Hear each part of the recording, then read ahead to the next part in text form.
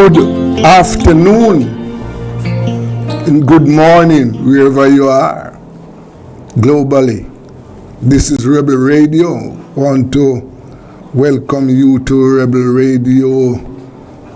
Today is Monday, and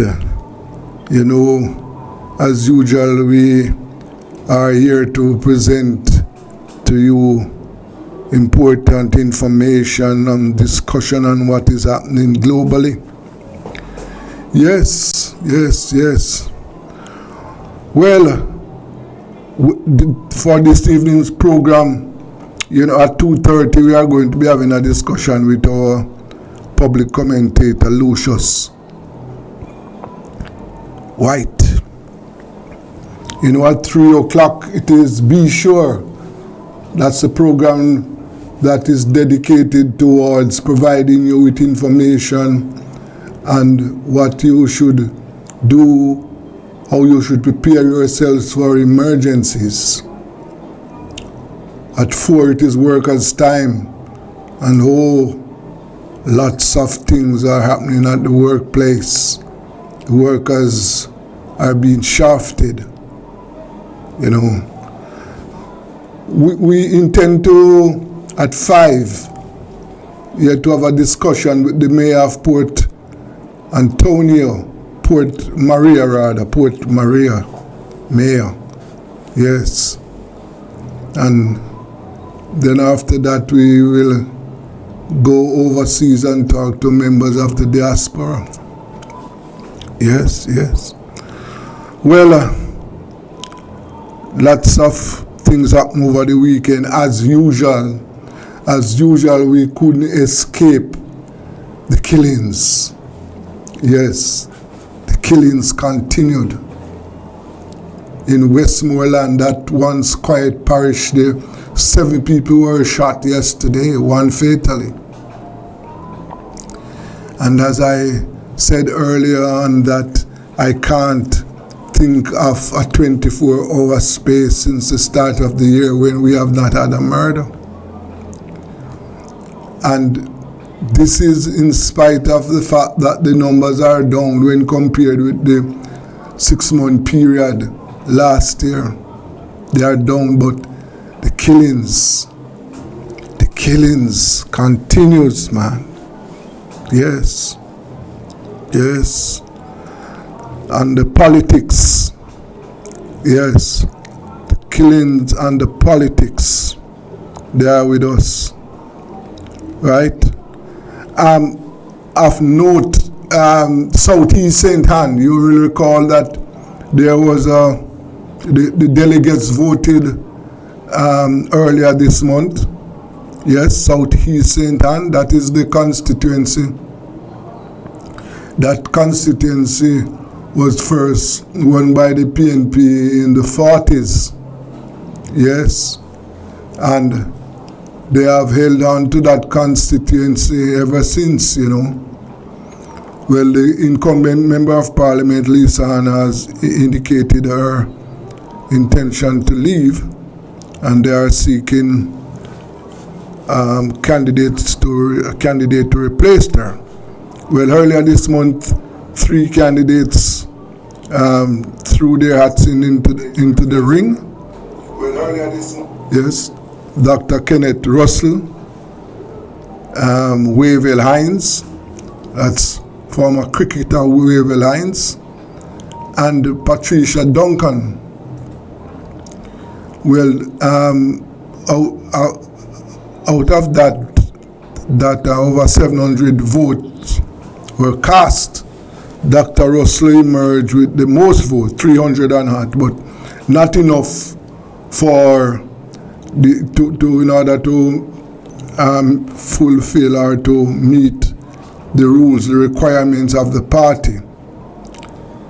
Right? So what will happen now on July 2nd? On July 2nd, it will be a runoff. And from all indications, it would appear that hometown boy Dr. Kenneth Russell is going to be the flag bearer, the PNP's flag bearer in that constituency when the next elections are called. So on July 2nd, they are going to have a runoff, and the results of that process will determine who. But I am saying from all indications, Dr. Russell seems to be the person who is going to walk away victoriously. My listeners and viewers would be aware that over in Northwest St. Elizabeth last week, Comrade Jess, attorney at law, she won. So she is the candidate. And I don't get the date yet, but another for Southwest, I know that there's another election going on. 3 candidates are in running for that position, right? And I know that is going to be determined shortly, right? And there are other elections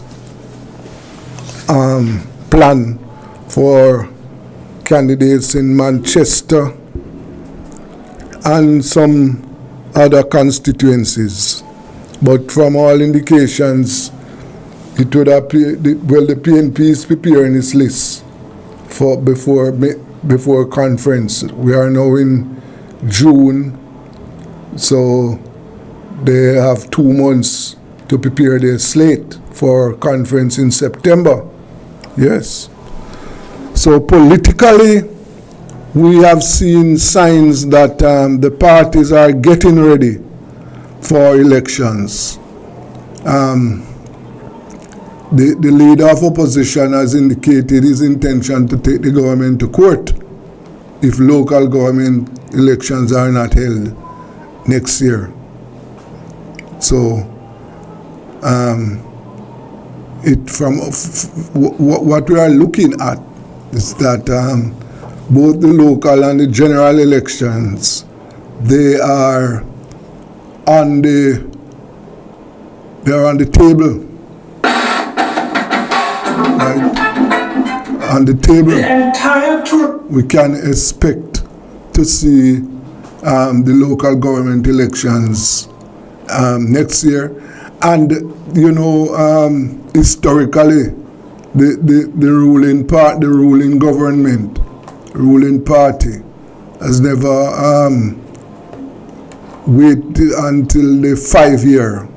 Every 5 years, constitutional general elections are due every 5 years, but the incumbent usually call it in the 4th year.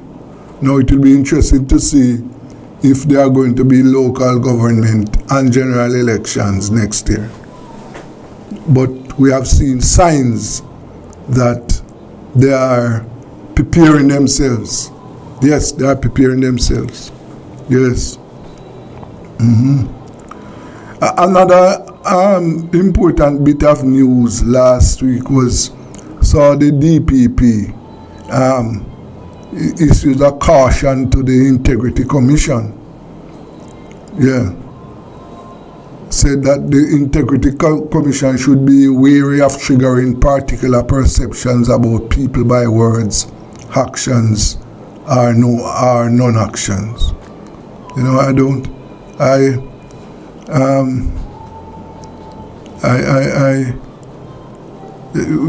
know that the government, the government ministers and members of parliament, the government is at odds with the Integrity Commission. We know that, right? And just last week, the Prime Minister called and his members to refrain from eating out at the Integrity Commission. Yes. But the attacks against the commission continues. Now, we members of the public, we have to stand up in defense of the Integrity Commission. We don't expect the government to back the Integrity Commission, no. Because one of the things that is known, I don't know if it is known by everybody, but you can research, you can do your own research. Politicians in Jamaica have been at the forefront of political and corrupt scandals in Jamaica. They have been the leaders, right? I wonder how many people remember this name, Dr. Harterbert. Do you remember him? Well, Dr. Harterbert was the minister in the Ministry of Education. He was the man who was in charge of several $1 million that we got, country got from the World Bank to build schools and educational facilities in Jamaica in the 60s. And that was not done. Before he faced the music, he fled the country. And nothing has been heard from him since then. Now check the records and you will see who are the ones who went to jail for corrupt practices. It's the politicians. So I don't expect them to be in favor of our Integrity Commission. An Integrity Commission that must be independent. An independent commission that is not under the thumbs of the political directorate. They are not going to be in support of that. So we have to stand up in defense of the Integrity Commission. We must do that. We have to defend the commission. So they want to arrest the commission, right? They want to take away its powers, to make it into a little toothless bulldog. No, we don't want that. No.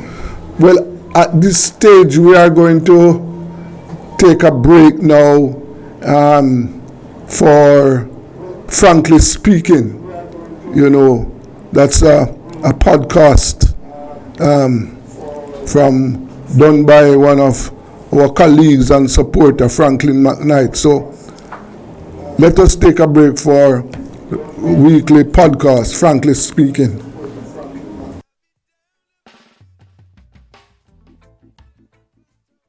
The entire tourism sector is skittish and even worried after that gun incident at a hotel in Runaway Bay, St. Anne, early Friday morning, June 23.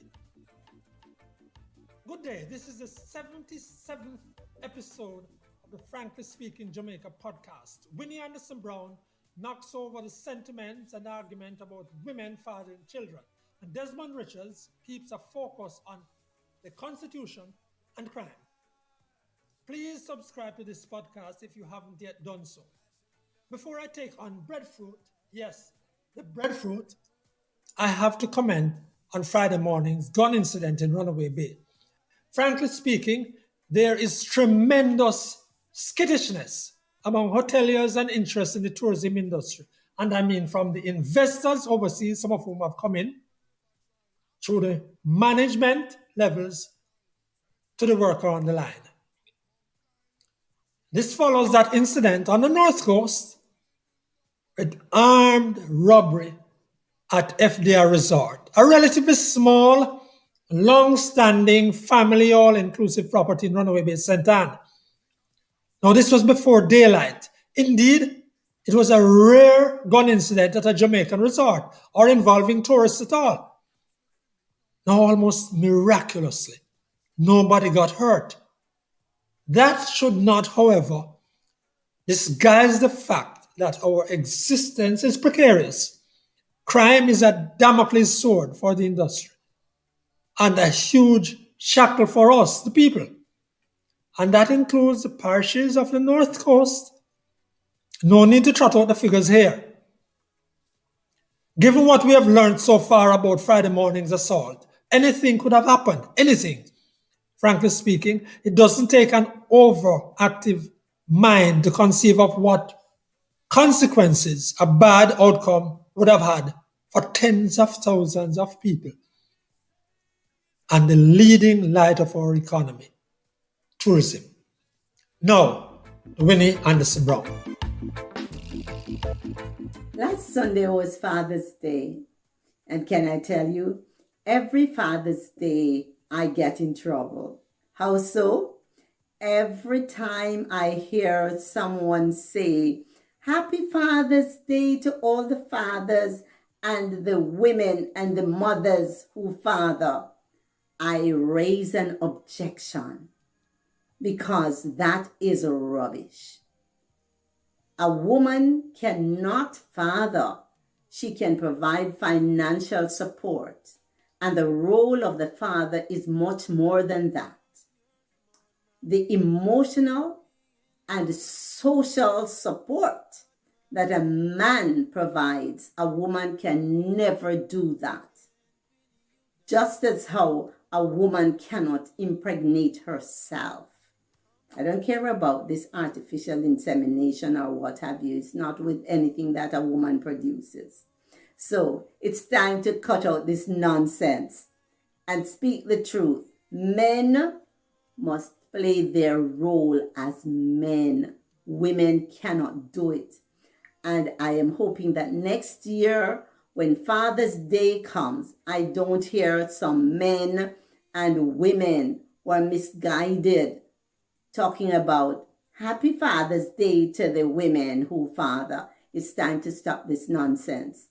Men, I honor you. All those of you who are fathers out there. When Father's Day comes, it's not bashing time. It is time to celebrate. I hope you all the men, I hope you all had a wonderful Father's Day. Love and blessings, and keep doing what you know you should. Be great fathers. That's Winnie Anderson Brown, educator and health facilitator. And now, Desmond Richard. The Constitutional Reform Committee has stepped up its meetings with various parties discussing the Constitution.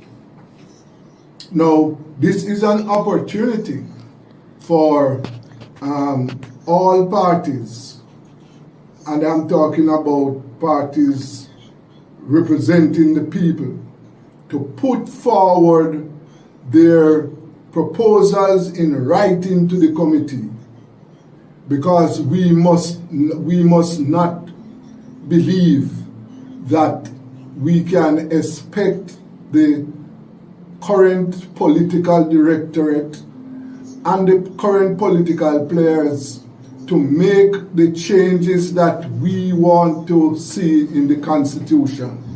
No, we have to remember, whatever we would like to see, put it in writing, submit it, and then prepare to go and present it to the committee.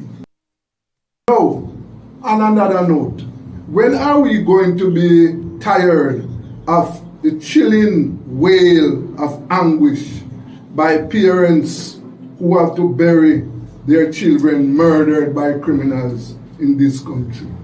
When? Now, between 2011 and now, over 500 children have been murdered in Jamaica. These killings are just fundamental part of the crime problem that that has been plaguing the country. Now, declaration of day of mourning and wearing black, nonsense. What we want all the efforts right now to be pulled together to say to the government, to present our proposal to the government, to protest to the government, protest in the loudest terms, what is being done to bring the crime situation in the country under control. That's Desmond Richards, journalist and founder of internet radio, Rebel Radio Jamaica.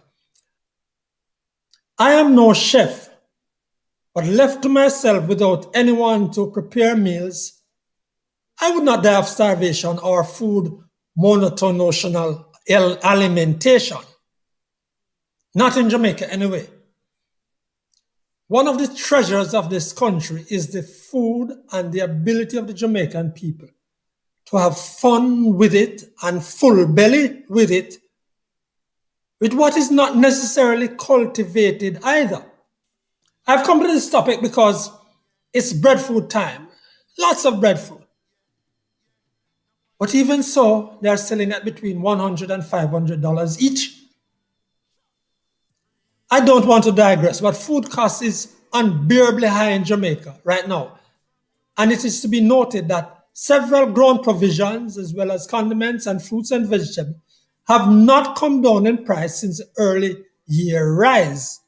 In the markets at this weekend just gone, onions are selling at between $300 and $400 a pound. Yam, $200 to $300 a pound. Same for sweet potato. Carrot is going $300 to $400 a pound. And on and on. People are catching hell. Breadfruit price is very variable and negotiable.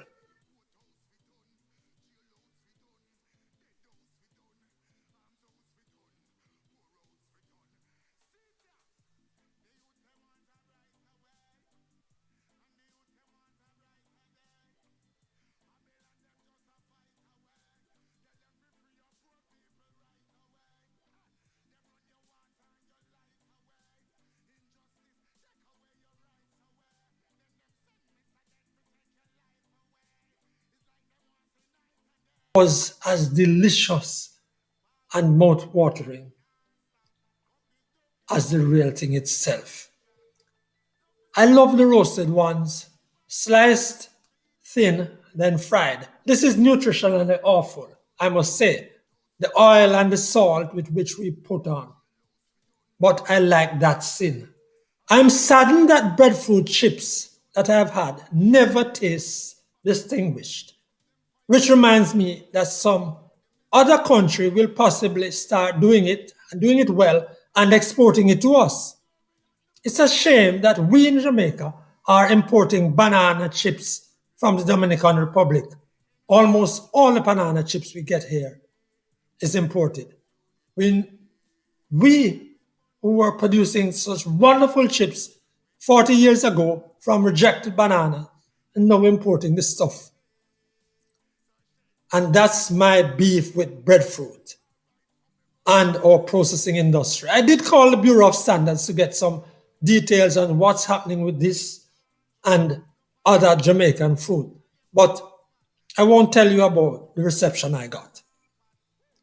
I've often lamented how we allowed Malaysia and Far Pacific to come up with coconut milk in the very useful powdered form and even in the liquid.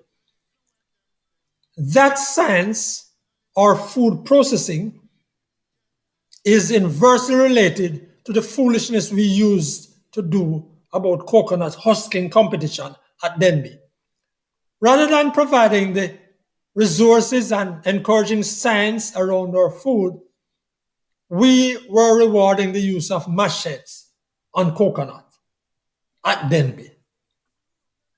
Now, close family members just introduced me to how Barbadians are using breadfruits as a bowl, serving it in the roasted bowl and putting in their Sunday breakfast. That could include salted fish or even lamb stew, a variety of things. They've even come up with breadfruit tacos. I'd be delighted to learn of new ways of doing breadfruit, and I encourage you to share your recipes on this channel. By the way, I remain disheartened about mangoes. The fruit is wagga wagga right now in quantity, the stone dog as they say. But that's for another time. Oh, about that phrase or word I use up the top, monototional alimentation? Come on, there's no such word. Get with it. Be willing to experiment with breadfruit. That's the Frankly Speaking Jamaica podcast, episode 77. Please like, subscribe, and share. On behalf of Desmond Richards and Winnie Anderson Brown, I'm Franklin McKnight. Until then.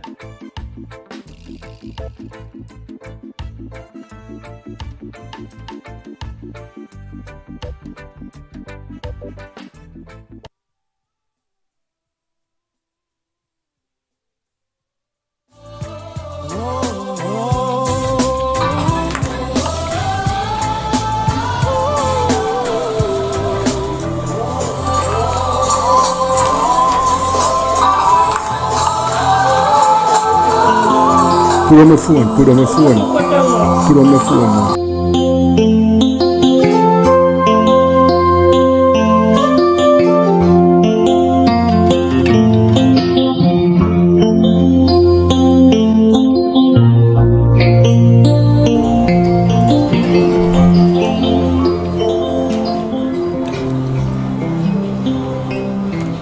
Yes. Welcome back to Rebel Radio. You know, that is one of the features that we are going to be having on a Monday, frankly speaking. And we are now going to be turning our attention over to Portland, where we're going to talking to Councillor Dexter Rowland. Mr. Rowland, good afternoon. Good afternoon, Mr. Charles. Yes, sir. Yes. Mr. Rowland, just remind us which division you represent in Portland again. I represent the Port Antonio division since 1986. Okay, the Port Antonio division, right. Yes, sir. So, what is happening in Portland, sir? What is happening in your division and Portland? What are some of the issues over there? Well, as usual, we have the bad roads,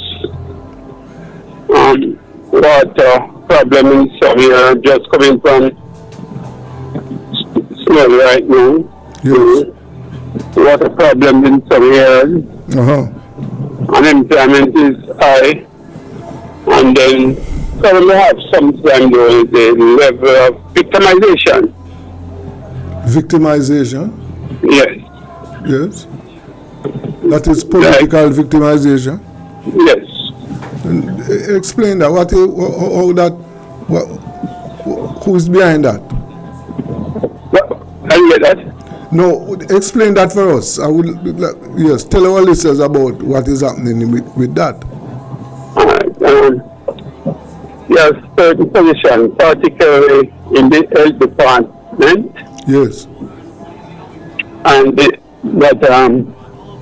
you are employed based on political recommendation from one side.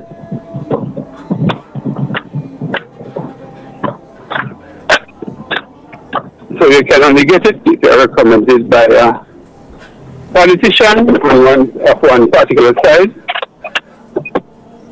You are a supporter of the Jamaica Labour Party. I thought I never knew that those things still exist in local politics, man. Still exists. I can give you an example. There was a lady with an associate degree. Yes. That was interviewed, came out on top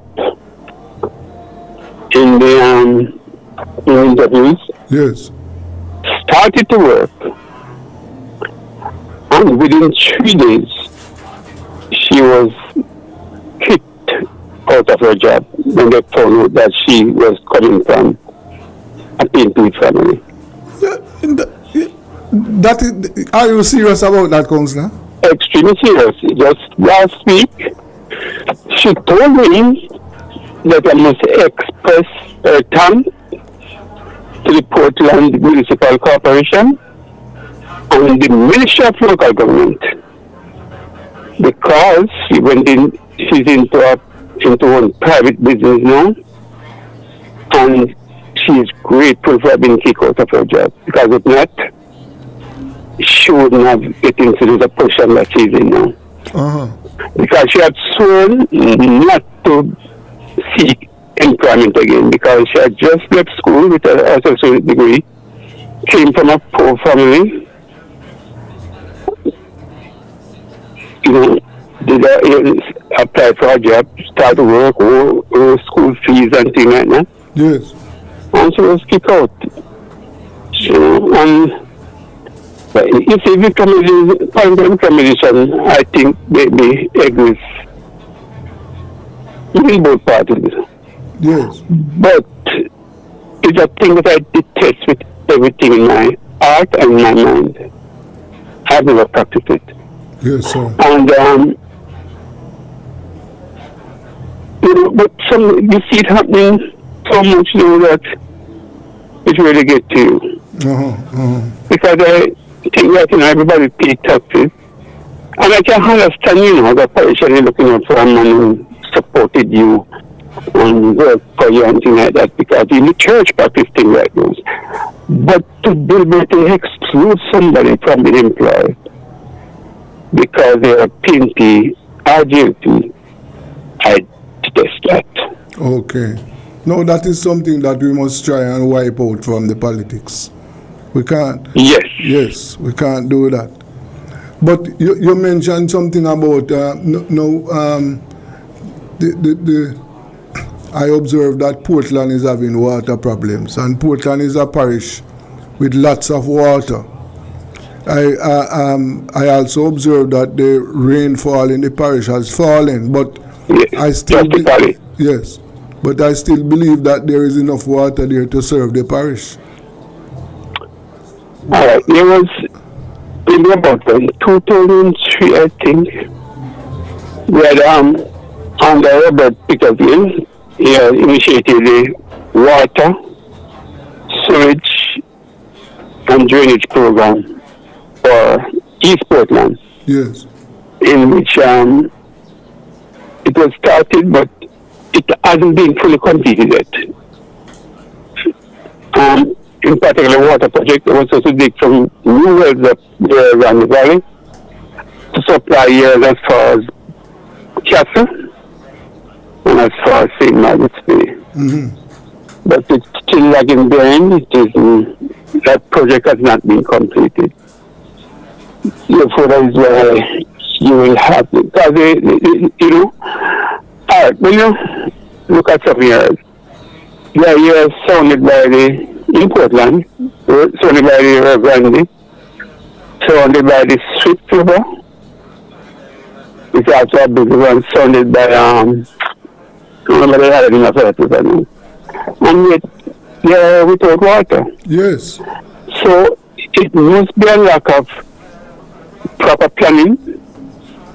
And they mean, they're saying that proper planning from maybe years ago. They should have been put into place, and those that have been put into place have been put on hold. Yes. So you have this in some years which you should not have, despite the drought. Yes, yes. And you have the road problems, right? But your constituents, are they troubled by the dust nuisance from the highway construction? Well, because they are troubled because some of them have to travel as far as hectares of Manchester to work, because some are teachers, some are other workers, some are farmers, but they have to travel far. Some operate taxis. So they have to travel to the division. So they are badly affected by it. And the fact is, the roads have been completed from 2021. Yes. Because everything was put into place from 2016, contract was signed and thing. It is just that, I don't know the Finance Minister, Mr.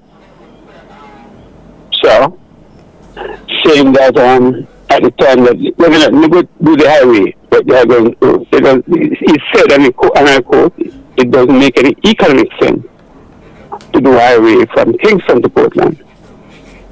So they had changed it up. So that is why it started, when it should have started 2016, it started to maybe about 4 years after that. And then the way I do it now, so I can't understand it, because when the highway from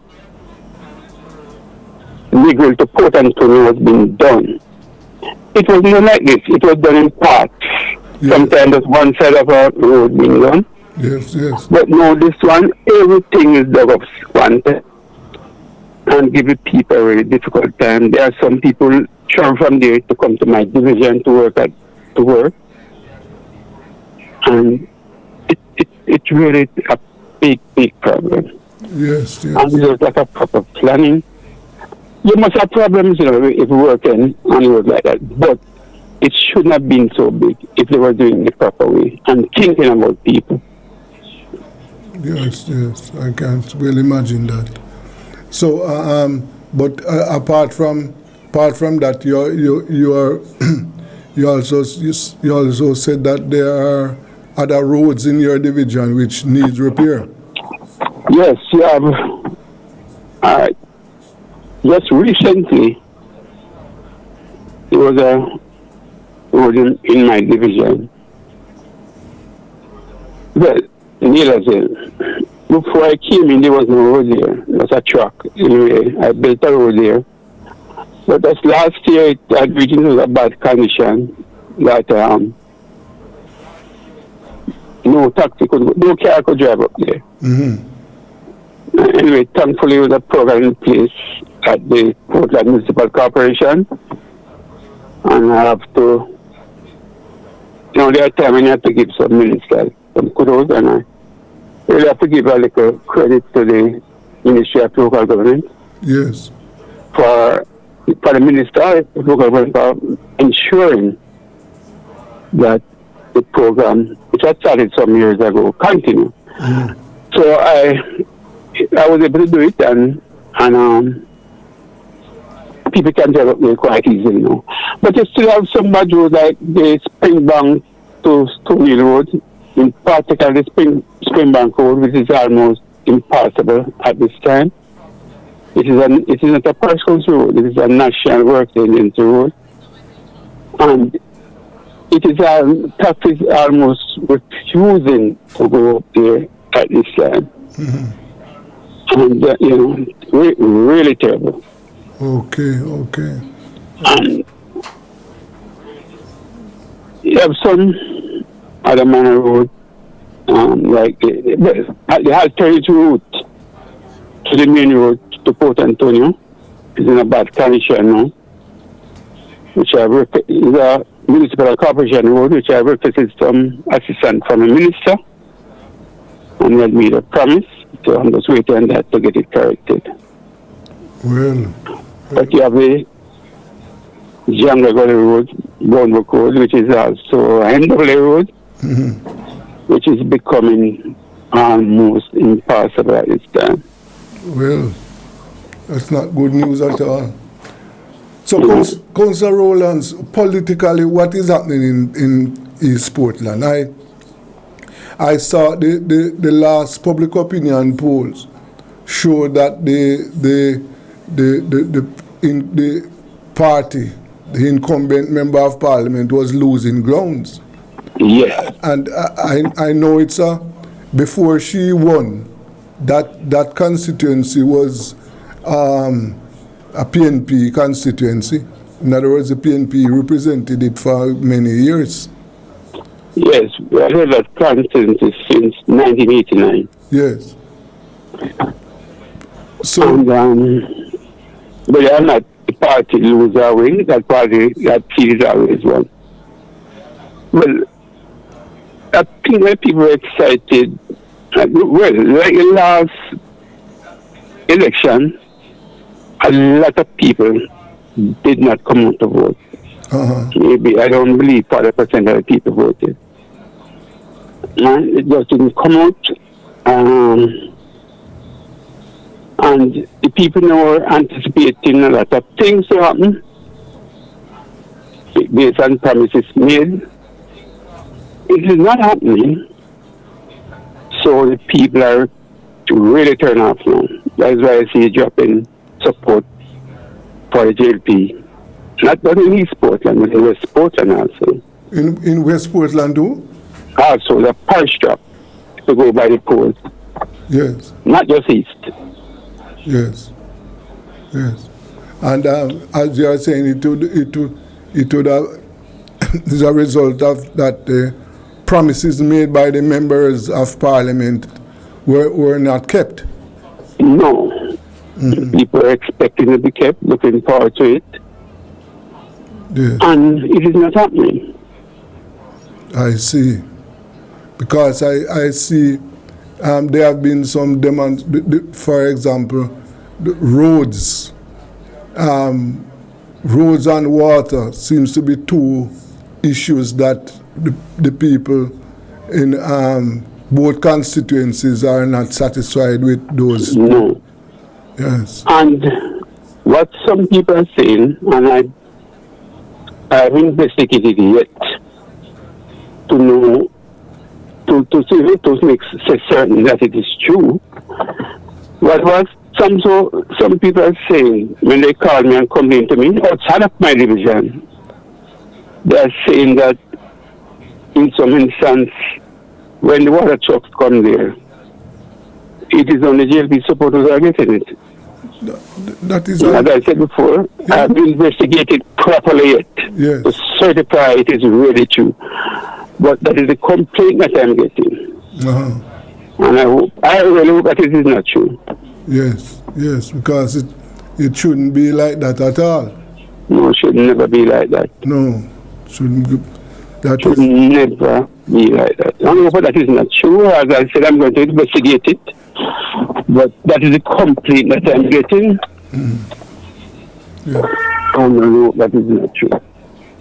So on the ground, you are picking up that the people want local, they want local government elections to be called, right? Badly. Yeah. They want it badly, and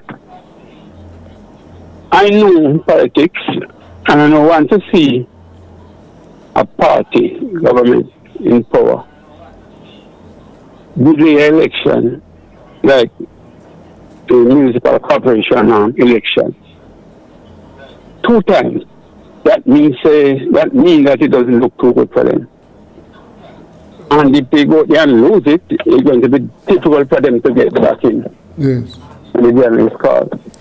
So anytime you think that 2 delays now, that is the only reason. Yeah. Regardless of any other reason that they may give. Okay. People, as you said, people are fed up. Badly when you work on the you see. And I'm talking not only PNP supporters, but JLP supporters and people who are just saying they off the road. Yes. Who is supporting the party that they think is doing the right thing. They are bitter, man. Extremely bitter. Okay. Bitter out there. Yeah. And they are not afraid to talk. You might my division conference yesterday, and some of them come to me and say, "Boy, I'm a JLP, but I'm coming to your conference." And they were there. Yes. Because they're really just fed up, okay. of how things are happening generally. But and then, even this, although I benefited, even this national pay for the politicians,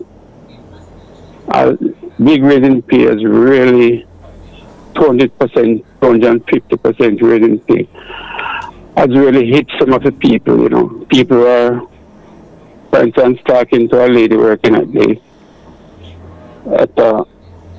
government office cleaning, as a cleaner, and she only see a raising her pay at about $3,000 or $4,000. yes.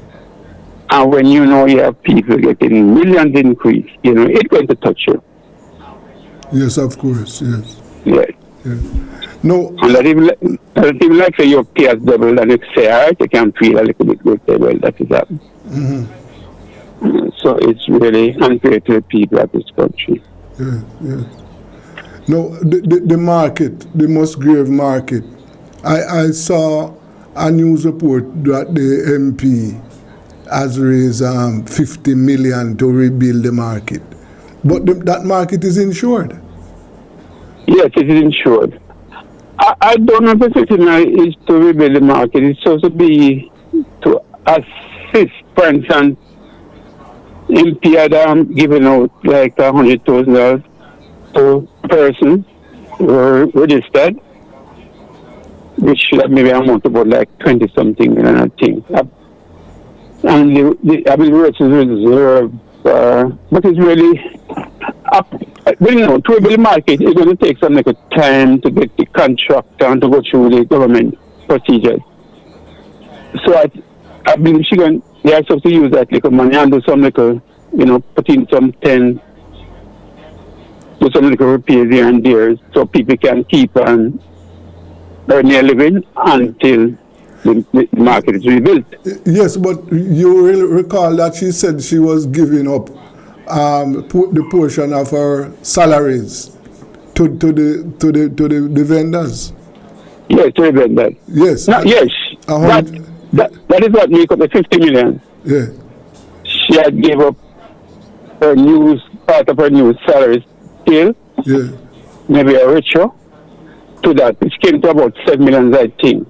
The rest was donation from places like businesses, from Michael Leachin, from NTV, some others. There's another hotel chain, I believe the Stuart Hotel chain, I think, make some contribution of 5 million, 3 million.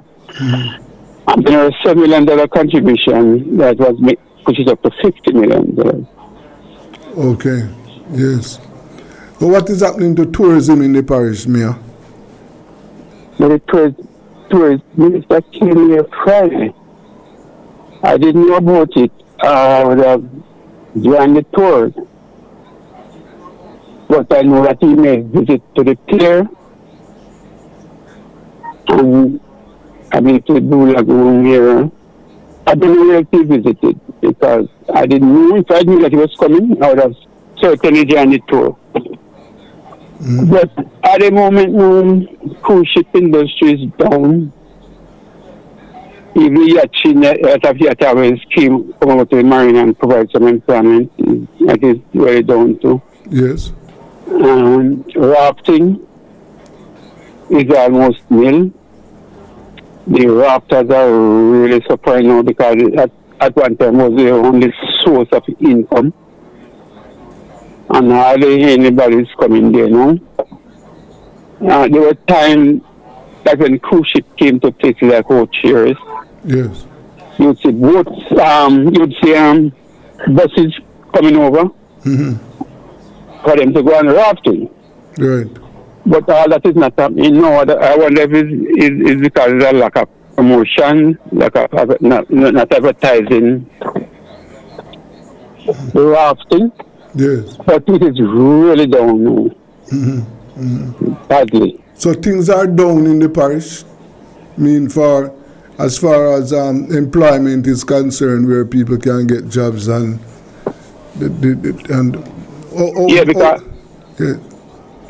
because present most people who have graduated have to go to other parishes like Kingston also. So they can look at employment. yes. And business, always business doing in the parish.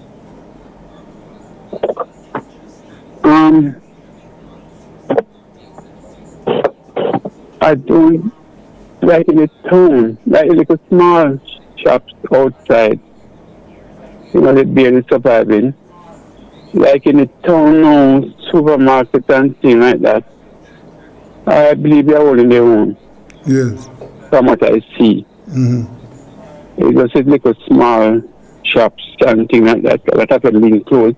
Yeah. That's often not surviving. Our surviving are just barely hanging on. Okay. But supermarket and other businesses in town seem to be rolling their own. But generally, things are not looking good in the parish. That's what you are saying? Generally, lack of employment is terrible. Yes. People don't want to leave the parish after they leaving. Yes. Are looking to leave getting overseas jobs and things like that. Okay. Because even what they're earning now is not enough to really see them through.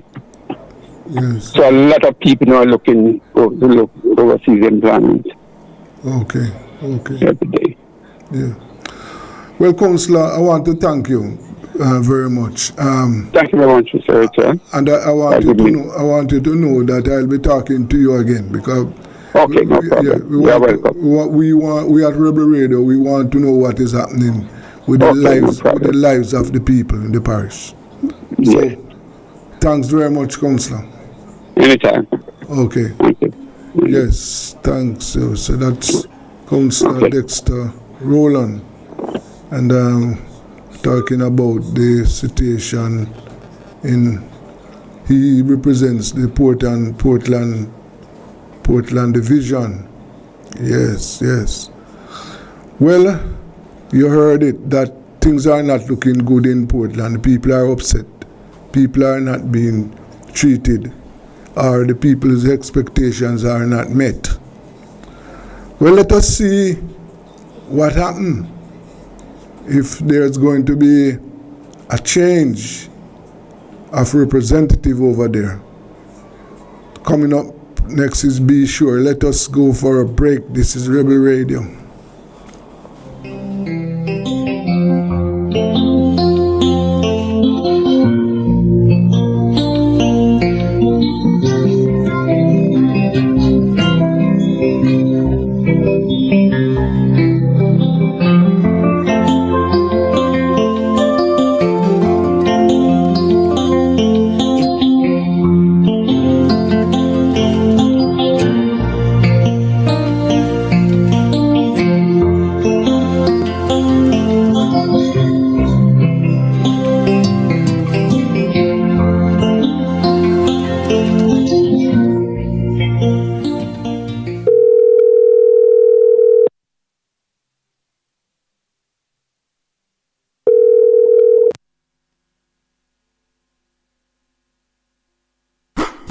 It's the Everybody Sale at New Budget Supplies. Do-it-yourself professionals and contractors. This is the sale for you. Lumber, steel, dress and form ply, water tanks, pumps, PVC pipes and fittings, toilets, bathtubs, vanities and basins, windows, paint, doors, floor and wall tiles, thin sets and grout. Up to 20% off selected items. 195 Hagleyburg Road. Telephone 923-4560. New Budget Supplies. Always the best prices.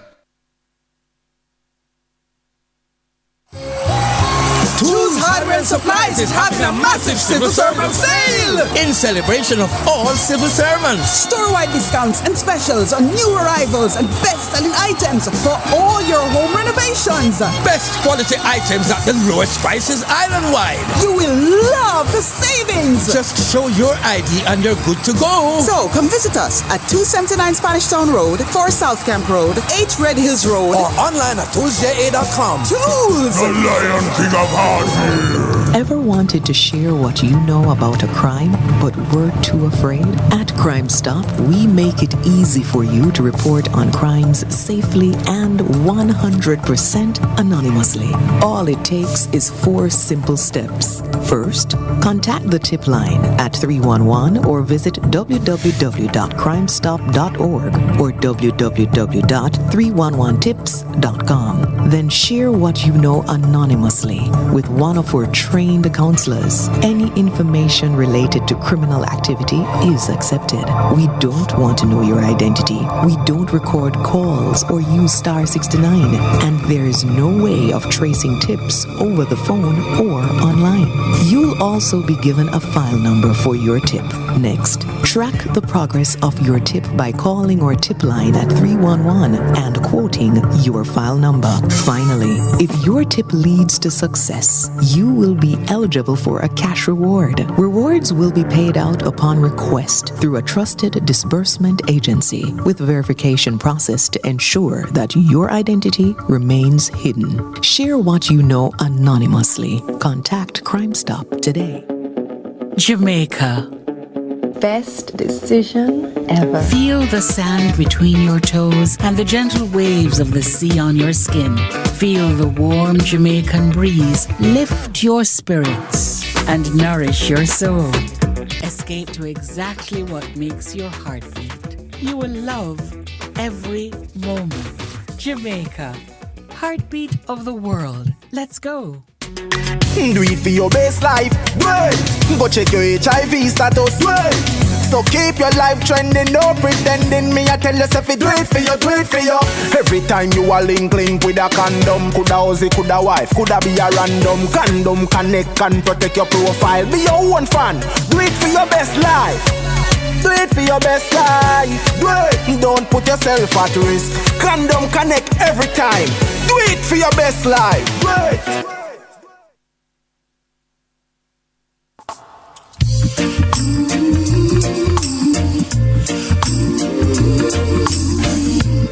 It's all about you. LA's fine sunshine most of the time, and the feeling is laid back. Palm tree road, rain so low, don't you know? But I keep working my way back. But I'm a Jamaican boy, you born and raised. Nowadays I'm lost between two shores. LA's fine, but it ain't home. New York is home, but it ain't mine no more. I am myself to no one there,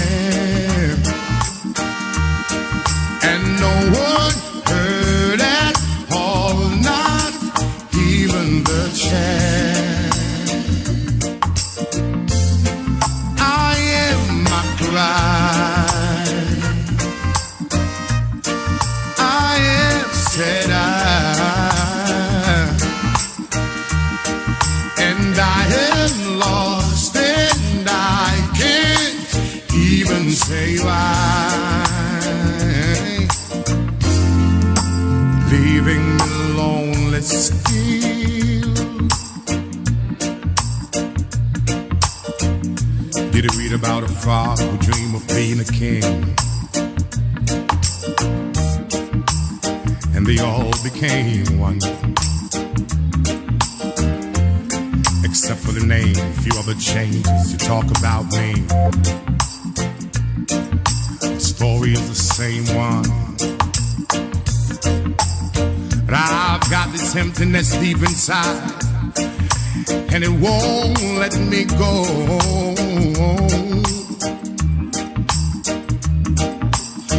And I'm a man who don't like to swear, but I hate the sound of being alone.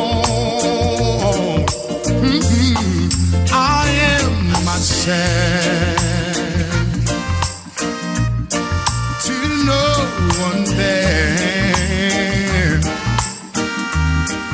and no one heard at all, not even the chair. I am my pride,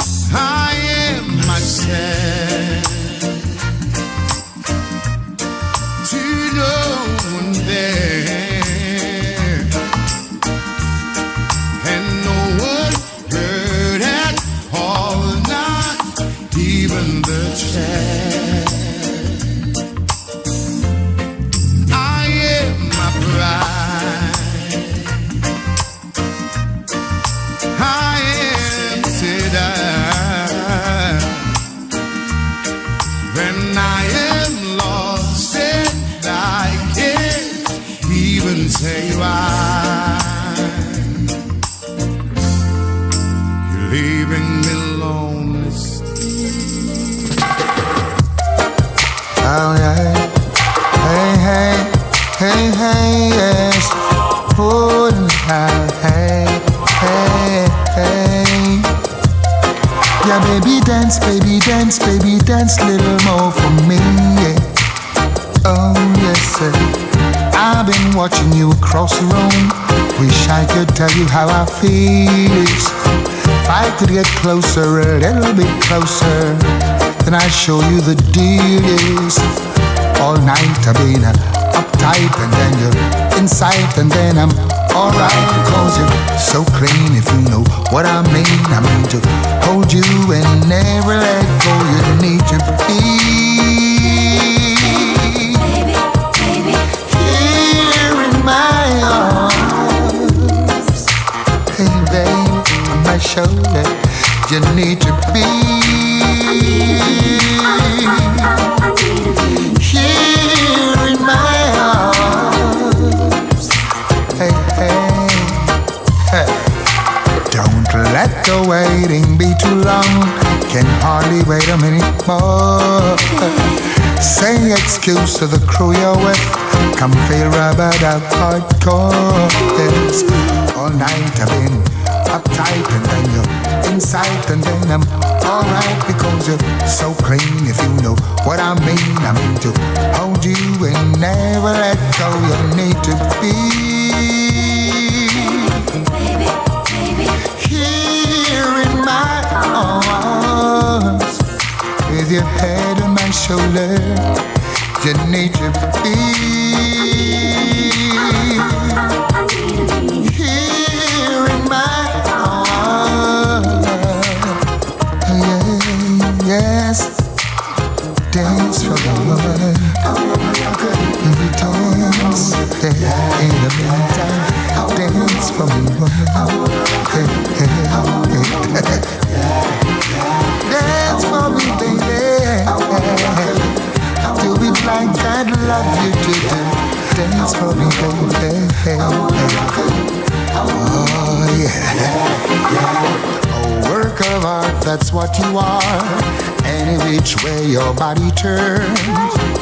Picasso, Michelangelo would war as to which one should own, yeah. Fulfilling what your body gave, yeah. It's enticing and not surprising that you're so clean. If you know what I mean to hold you and never let go. You need to be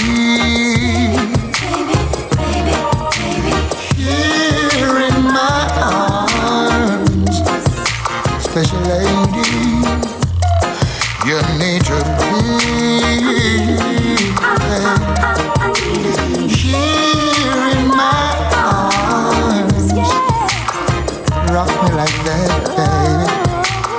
Dance for me, woman, dance. Oh yeah. Take me out of my world, put me into yours, yes.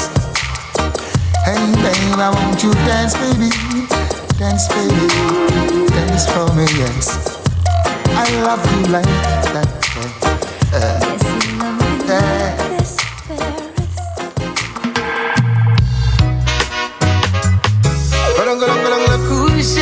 Crucial, yeah. Baby, this one is for you. Good morning. If you're not with me, then I'm calling. I need to know where you are. I would go anywhere you are. Yeah, yeah. Good morning. You know I'm tired of the calling. Baby, I need you 'cause I'm morning. Right now I travel to the stars. I'm tired of the late night news. I wanna call you when I wanna call you. What we did yesterday was old news. Wait a minute, please by the rules. It's just the way we live and the way we live, let go. We just spend time in a beach, baby, let's go. Oh, boy, boy, take it by the rules. Telephone love, just step on me mind. Telephone telephone love, sound sweet on the line. Telephone love, just that on me mind. Telephone love, sound sweet every time. Good morning, I see you miss my last calling. Right now I'm riding in my car, heading straight to where you are. Oh yeah. Good morning, yeah. I really needed this morning. Since the last call, I've been waiting for you to show up. Video chatting and people aren't sober. Tired of the late night news, yeah. Wanna call when I wanna call. What we did yesterday was old news. Where the man is played by the rules. It's just the way we live and the way we live, let go. We just place time in a picture, baby, let's go. Oh, boy, boy, boy. Playing by the rules. Telephone love, just that on me mind. Telephone love, sound sweet on the line. Telephone love, just that on me mind. Telephone love, sound sweet every time. Telephone love. Telephone love. Telephone love. Telephone love. Telephone love.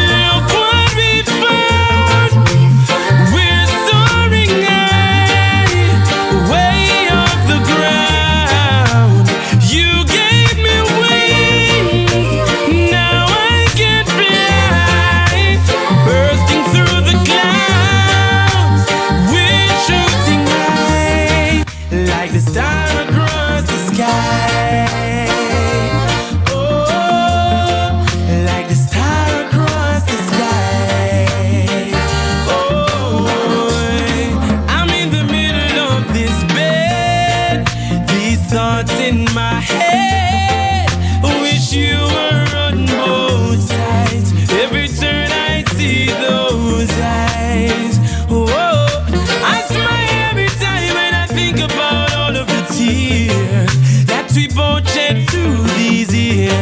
It always seemed the end was near. But look at us now. Look what we found. We're soaring high, way off the ground. You gave me wings, now I can fly. Bursting through the clouds, we're shooting high, like a star across the sky. Oh, like the star across the sky.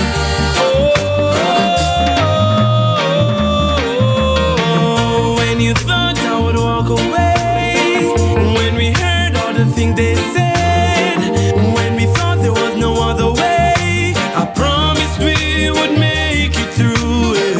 I'm so glad that I stayed, and girl, I thank you for never changing. All those memories we cast away.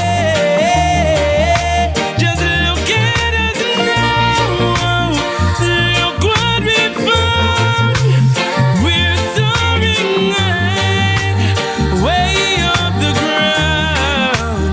You gave me wings, now I can fly.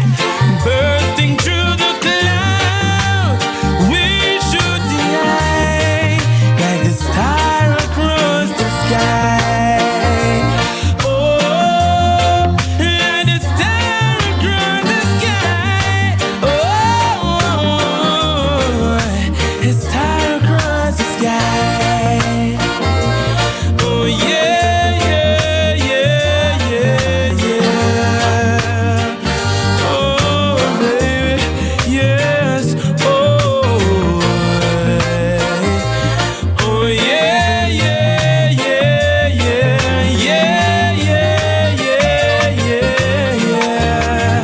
Like the star across the sky.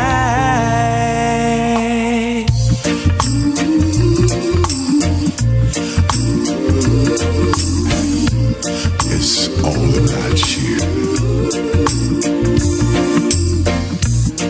LA's fine sunshine most of the time.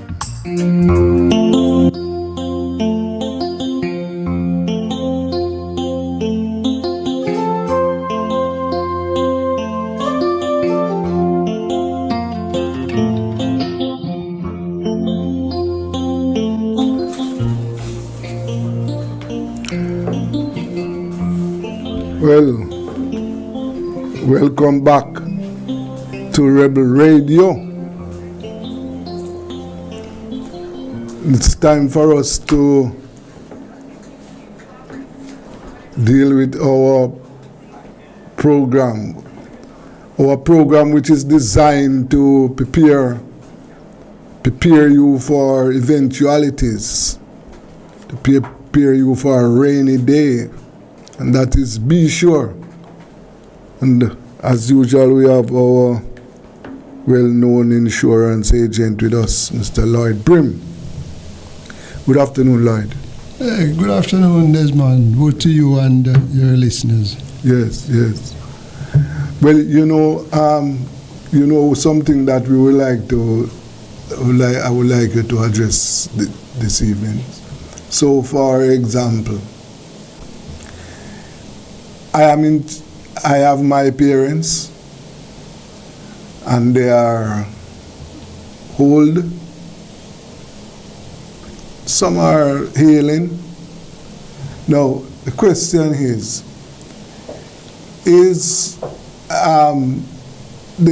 buying insurance for children and those who are responsible, the breadwinners for older people, is it a good decision for them to buy insurance to, that will stand the risk of further illness?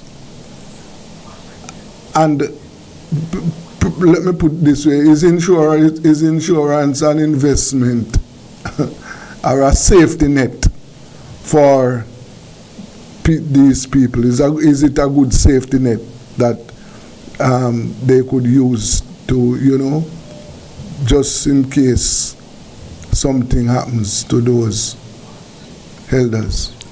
Well, Desmond, let me just roll it back a shade, because we have 40-year-old grandparents these days. That's usually grandparents are old people.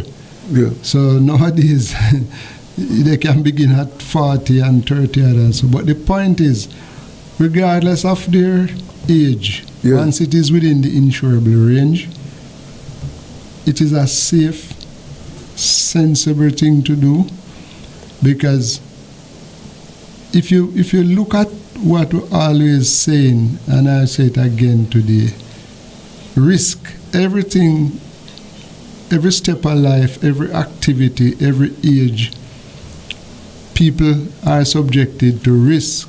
Yes. The risk of dying, the risk of becoming critically ill, the risk of getting dismembered in accidents, and of course, the risk of taking away the breadwinner and his contribution to the family. All around is just risk, risk, risk.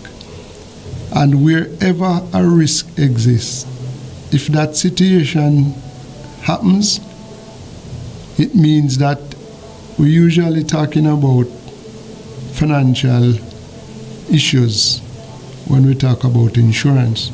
So anything that can happen that creates the demand for a lump sum cash, insurance is the answer. And I said some time ago about the magic of paper and ink. Magic because it can be done at the snap of a finger, at the stroke of a pen. Estates, what an individual owns that carries a title. It takes years and years to create estate in the general way that we use the term. So assets are what make up your estates. Liabilities as well is a part of your estate. Now, to protect it, the risk of losing it, once there is a risk, the answer is insurance. So I'm saying to you now, Desmond, you're asking me to insure your parents. What risk are you facing why you believe that they need to be insured? The risk of dying? Yes. You also want to insure them. Not all of the older people are on the low side with assets and cash and means. So to create the estate took them years and years and years. But I think I said this one already, but I'll say it again and probably many more times. If you have assets that value $100 million, and I have a life insurance policy that values that the sum assured is $100 million, look at it. You have this estate with land, stocks, bonds, motor vehicles, business, etc. That adds up to $100 million. To transfer this estate to your children, to transfer it even to your parents, because you don't know, you could become ill and the doctor's advice is not sounding good. So possibility you could pass before them. But whichever way it is going, either to the parents from the children or from the parents to the children, it is that transfer that incurs all of these expenses. And you're talking about the transfer tax. You're talking about money that has to be paid to the state. Well, that is required to transfer a property. The main part of it is to the state, but there are other fees involved. If you have a life insurance policy with $100 million death benefit, You die, everything is in order, all the information is correct and things. Then that 100 million is paid to the beneficiary, no tax. Okay. If you have 100 million worth of property, then the legal fees, the probate fees, the transfer tax and all of these expenses, yes, it's going to take away about 26%. So 26 million out of that 100 would be gone from the beneficiary.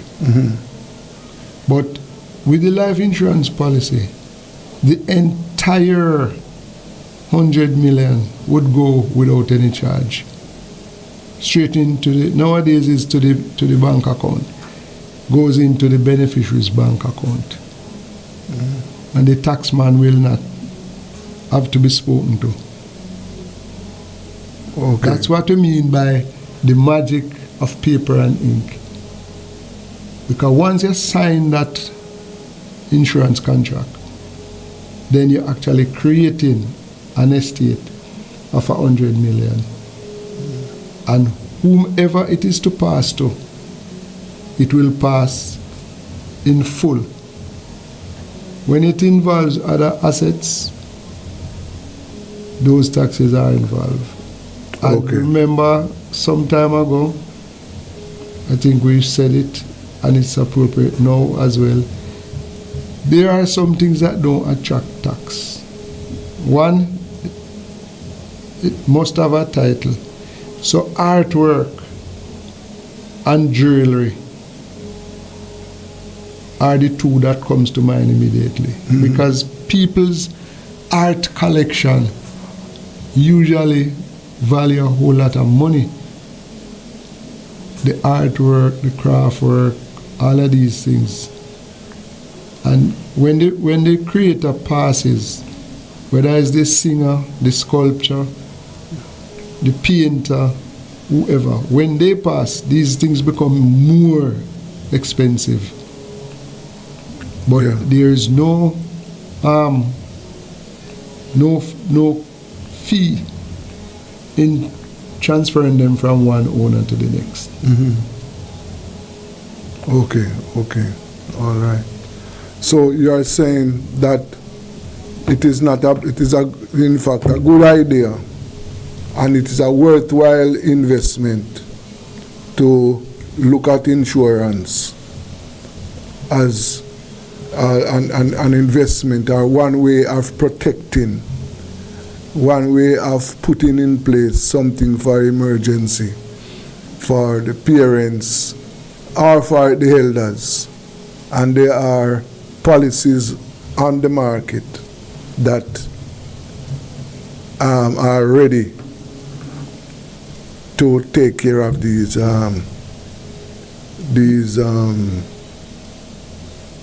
expenses. Well, definitely, Desmond. But then sometimes when we talk about these insurance issues, the idea either it is created in the way we express it, or some time ago we spoke about myths. One of the myths is that rich people don't need insurance, only poor people. But look at it this way. Who likely to have more things to transfer, the rich person or the poor person? The rich person. So who would need humongous amount of insurance? Well, obviously, the person with wealth and possession to take care of. And the mindset and the desire to protect what they have accumulated. Yes. When you use the insurance instrument, wherever you are on the economic ladder, wherever you are, it usually makes a big difference. Because if you buy a policy for 500,000, yes. If you buy a policy for 500,000, look at what your possessions are. Look at what 500,000 is compared to the premium you pay compared to the income you're earning, and it will be a large multiple of the estate that you own, because everybody have an estate. Everybody have an estate. Sometimes people don't even know that they have an estate, and that's why we as advisors, we encourage everybody to write a will. I know of at least 2 cases where people of little or no means, one phone call and they became millionaire from that one phone call, because they have somebody who died either in Jamaica or usually abroad, and the lawyer who is doing the estate probation has to search for the nearest relative and anybody else who they die without a will or with a will. The persons who the estate is to be shared among, yes, the lawyer, the probate officers, they do all they can to find a relative. And sometimes you don't even know that you have an uncle in England or a cousin or auntie, anybody in distant land who is wealthy, but you happen to be the closest or only relative they can find. Yes. That one phone call, and you don't have to have any means to get it. If they have a fleet of vehicle or they have a communication network, newspaper, possibly they have copyright to programs, copyright to books, copyrights, recordings, and then that copyright now, the income that it generates is a part of the person's deceased estate, yes, yeah, and it has to be transferred to the next owner. Yes. So yes. So there we have it. That is one piece of advice that you can use to protect or, yes, make plans for the elders. Now, I'm sure we have dealt with this before, but what about buying health insurance for elders? All right. When you're buying health insurance, remember that the state of health that the person is in is a major factor. Okay. So therefore, the companies have individual policies. And by individual policies, I'm talking about one person's name on that health insurance documents. They have family as well, man and woman. And they have man, woman, and children. You choose what is appropriate for you. But this has to be injected right about here, right about now. When you have the family plan, like you are employed and you have a family health insurance, yes, the children, when they get to age 21, they have to get their own. Or if they are still a student, they have to get their own. The people who are disabled, there's one, disabled physically, the people who are diabetic, people who have arthritic issues that in the past you wouldn't even, as my friend said, walk near the insurance company, much less to go in and inquire. Whatever disability you have, whatever state of health you are in, don't be the judge, don't be your own judge as to whether you can get insurance or not.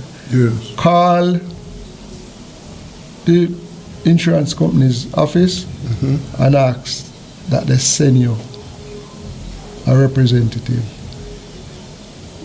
Or take a taxi, put your wheelchair in there, go to the insurance company, go to the customer service section and state your request. Don't determine on your own that you can't get it. Yes. Things and time change, technology change, and what you couldn't get 4 or 5 years ago, 10 years ago, you need to go and check now. I have a friend who is he has kidney problems, so he's on the dialysis program. Usually people like those are not candidates for insurance. Yeah. But no longer so. If you're blind, if you have one foot, no matter what your condition is, yes, approach the insurance company, take up your phone, ask a friend, get in touch with a advisor, because many a times people refuse, or maybe I shouldn't say refuse. People just write off themselves. They have the means to pay, they have somebody to pay the insurance for them, but nobody ever approach them and they feel dejected and out of it totally. Okay. It is no longer so. Get to the company, get to an agent or an advisor and put your case. Don't write yourself off. All right. Up to age 76, yes, I know for sure. Next birthday, 76 next birthday, you can get insurance. Okay. 1 foot, you can get insurance. Yes. No limbs, you can get insurance. You need to get the information, get to the people who know. Some of us, you know the term village lawyer? Yes, I know that term. All right. Well, a lot of people run their life on the advice of the village lawyers. A lot of people make a decision, yes or no, by what somebody else says. We have come across cases where two friends, one have insurance, one doesn't have any insurance. But the one who have the insurance is so critical, curse out the insurance company and describe them in all different ways. But the friend who has no insurance make no effort to go and find out for themselves what is the situation as it applies to you. Mm-hmm. They just run with the village lawyer thing, and then you find out this man have so much insurance. This man have so much money. Curse getting rich, curse investing, but he's investing. Yes. And keeping it secret. Okay. Don't allow that to happen to you. All right. All right. So, just by way, so you have insurance for your children. Remember, we discussed in previous programs how you can buy an insurance for from the child is a baby, 3 months, 3 months old, right? And we discuss how the kind of insurance. So you have life insurance, you have health insurance, and now you are just being told that if you are handicapped, there are insurance policies for you. And we are now at the end of June, well, summer holiday coming up, and then that big event in September, school opening. And that is one time of the year that a lot of parents are faced with a lot of demands. Yes, a lot of demands. I was having a discussion with Mr. Brim off here, right? But Brim, one of the things that you could tell us now is how insurance can help parents with the school opening expenses in September, which is just 2 months away. All right, thanks for that, Desmond. And it's an era that creates chaos year after year after year. But the plan, we need to just encourage people to pay attention here. Yes. Because September, you can count how many days, how many minutes, how many hours to the date of school opening. From now until then, you won't be able to start something and get it in a position where it can help. So if you don't have anything yet, start anyway. We're saying that you could start with the credit union. And when I'm saying start with the credit union, they have different plans there. Mm-hmm. But you go into have a discussion. You go in to find out what can you do. So if you have an account, go in and talk to your account person. You don't have an account, get one started. And I'm saying this because the same thing applies to your life insurance policy.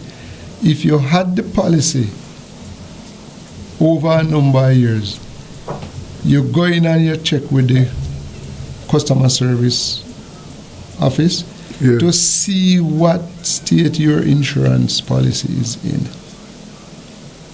People do the wrong things because they are not informed. So you go in and you have this discussion, and you can look at how much money is on your policy now in June or July. Have a discussion to say, how can I increase this?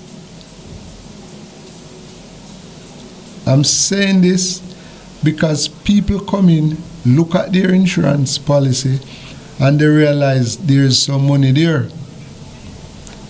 This discussion is to ensure you don't do the wrong thing, because what a lot of people do, they need 120,000, for example. The insurance policy has 120, 140 of some money on it. Mm-hmm. And they go and surrender the policy. And collect the money? And collect the money. Wow. But that's the worst thing you can do. You ask me, what is my advice? The money that is on the policy, take a loan. Okay. From the policy. This means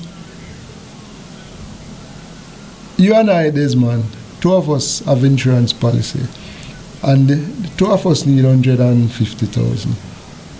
You go in and you close your policy and take the 150. I borrow against the 150.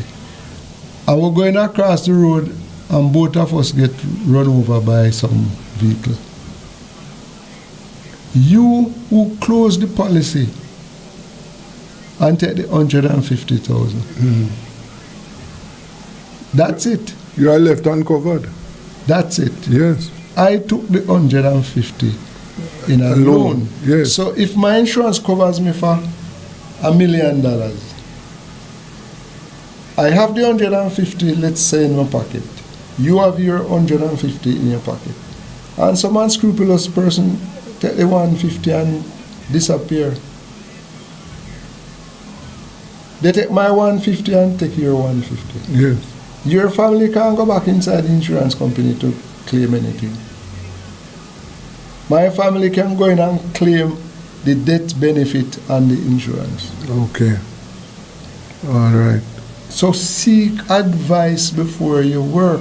Right. Even but I would like you to tell our viewers and listeners, and especially the parents, how for example, those if they have policies, what are some of the benefits? Just provide for that information for them. How can they get then say loan to assist with the back to school expenses? All right, there's one. Lots of us have relatives abroad. We have relatives here who are in a better financial position, and they are willing to help. When you approach a relative and they're willing to help, don't take the cash that they give you and then go and surrender the policy so that you can put the money together and have the amount you're seeking. The thing to do is take that money and go and put it on the investment side of your policy. And then the last week of August, closer to school opening, you go in and take a loan from the policy, which what you got from your relative plus what was on the policy before, you put it all on the policy, take that loan, and you still have the coverage, still have the death benefit. Okay. And having the death benefit is essential, because by next July again, you can get yourself in order over those months. So when September come around again, you possibly don't even need to approach anybody. You are well prepared. Okay, there you have it. And as I said, we all know that these expenses are there. They are coming up. Now, what about paying school fees? Is what you said a while ago is also applicable? Yes, whatever listen, when you have the money on your policy, you can borrow it for any reason. The company have no control over what you use it for, and they don't need any explanation. But in the case of the education now, when you state this is what you want to do. Yeah. When the person can even make more suggestions than you can think of. And I've been saying over and over that in all of these, parents need to find out what scholarships are available. Mommy working here, daddy working there.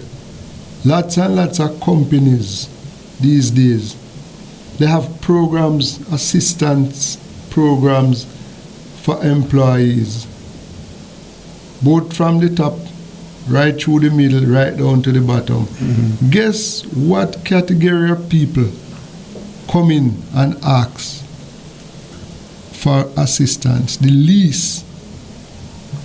What category are these people? Management level, top income people, middle income people, lower income people. What category you think seek out assistance the most? Well, it should be those who have the most needs. And that would be those at the bottom. That's the sensible answer. But the reality is that these people have a lot of pride and reluctance in asking. It's there, but they don't access it. But the people who have the means already, wherever assistance is available, they go for it. Yes. Well, no. I'm telling you from experience. Yes. Because it's funny though. The pride. Yeah. The pride that is what you exists. That is what you call false pride, you know. Oh well, false pride, but it widespread, and it deprive people of assistance and benefits that are just being handed out.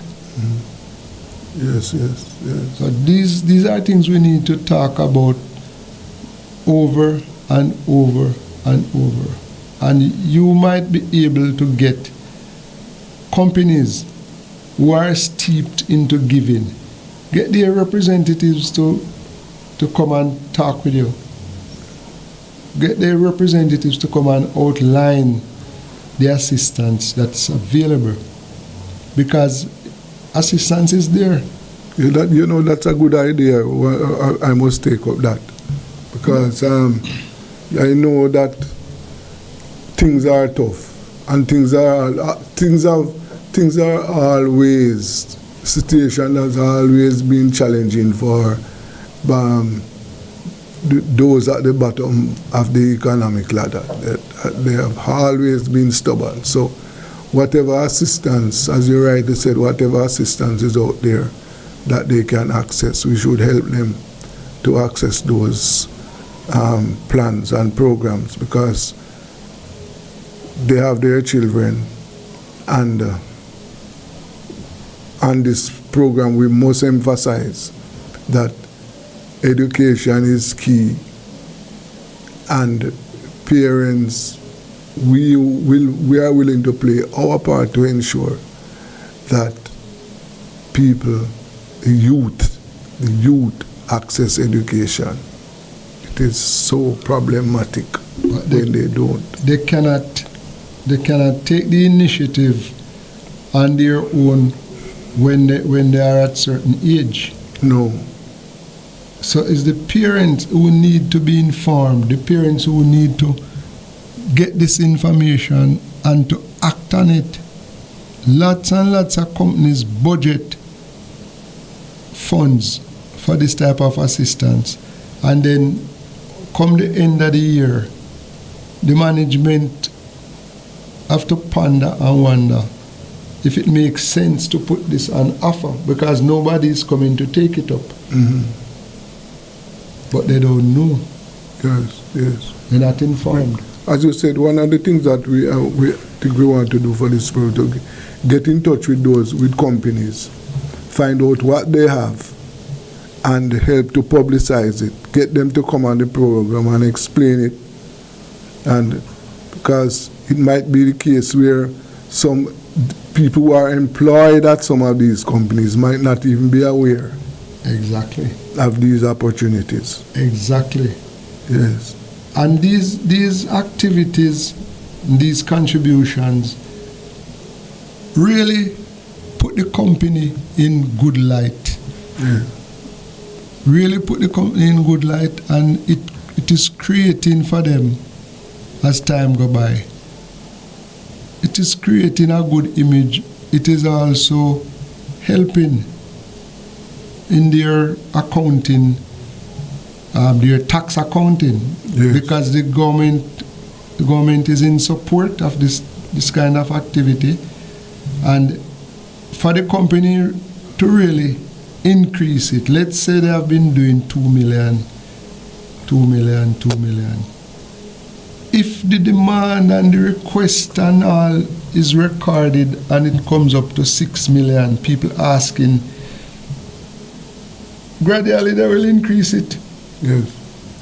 Talk to us about school insurance, because one of the things that I know parents and schools are faced with is how to make sure that something is in place to take care of students, because we know that students are risky. Yes, and at school they They can break an hand, break an arm, break a leg. They can get involved in accidents. So can fall down the stairs. Yes.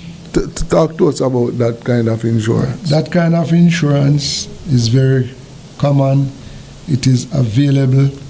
And to get that kind of insurance, whether it's for a school or a church, or you have to come into the office or call to get somebody to come and lay it out for you. That is a group insurance. Yeah. So to lay out this, to collect the data, to take it back to the office and have it signed off on. It's the same thing when you're buying your own individual insurance, but everything is done right there on the spot or over a period of visits. It's just your insurance, so it's just you and the agent in discussion about that. Yeah. But when it comes to the school, it's a large population and there's a special department that deals with those issues. Okay. That's one way our past student can help the school as well. That's one way how the school can get assistance. Suppose the school asks 2, 3, 4 companies for assistance in putting one of these plans in place. Once the plan is designed and costed, the company or the past student or the past student association can pay the premiums and the benefits accrue as well. All right. You know. Well, one quick point. Yes, take it because we are coming to an end. I don't know if it's more than one, but one company that I know of who they do their assistance in terms of like homework center, and they use the employees, some of their employees as teachers, and the company is well established, and in the era that company operates and its employees have to be up and about, in and around. I have never heard of any incident where one of these employees have been challenged, robbed, damaged in any way. They are like ambassadors in the community. Okay. But schools and other institutions, they need to go out and ask. If the company don't have it, you're asking, put it on their list of thinking, their list of plans. Okay. Well, we have come to the end of today's program, this week's program. And I want to thank you very much, as usual, for taking time out to be with us. So, remember on Mondays, this is where you must, at 3 o'clock, this is where you must turn your attention to get information on how to prepare yourself for a rainy day. This is Be Sure. This is Rebel Radio.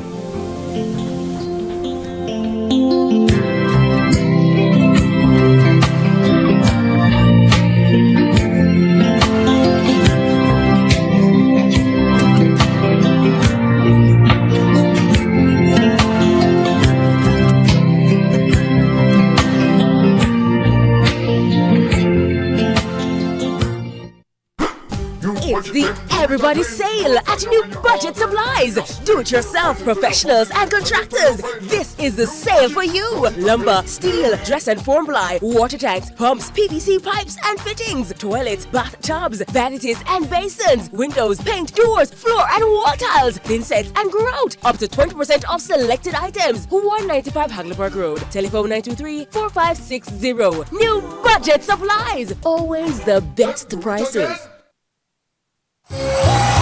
Tools Hardware and Supplies is having a massive civil servant sale in celebration of all civil servants. Store-wide discounts and specials on new arrivals and best-selling items for all your home renovations. Best quality items at the lowest prices island-wide. You will love the savings. Just show your ID and you're good to go. So come visit us at 279 Spanish Town Road, 4 South Camp Road, 8 Red Hills Road, or online at toolsja.com. Tools! The Lion King of Hardware. Ever wanted to share what you know about a crime, but were too afraid? At Crime Stop, we make it easy for you to report on crimes safely and 100% anonymously.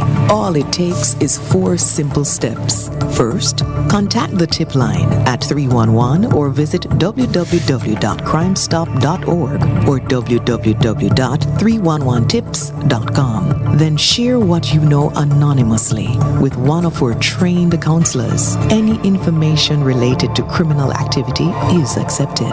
We don't want to know your identity. We don't record calls or use star 69, and there is no way of tracing tips over the phone or online. You'll also be given a file number for your tip. Next, track the progress of your tip by calling our tip line at 311 and quoting your file number. Finally, if your tip leads to success, you will be eligible for a cash reward. Rewards will be paid out upon request through a trusted disbursement agency with verification process to ensure that your identity remains hidden. Share what you know anonymously. Contact Crime Stop today. Jamaica. Best decision ever. Feel the sand between your toes and the gentle waves of the sea on your skin. Feel the warm Jamaican breeze lift your spirits and nourish your soul. Escape to exactly what makes your heart beat. You will love every moment. Jamaica, heartbeat of the world. Let's go. Do it for your best life. Do it. Go check your HIV status. Do it. So keep your life trending, no pretending. Me I tell yourself it, do it for you, do it for you. Every time you are link with a condom, coulda Ozzy, coulda wife, coulda be a random. Condom connect and protect your profile. Be your own fan. Do it for your best life. Do it for your best life. Do it. Don't put yourself at risk. Condom connect every time. Do it for your best life. Do it.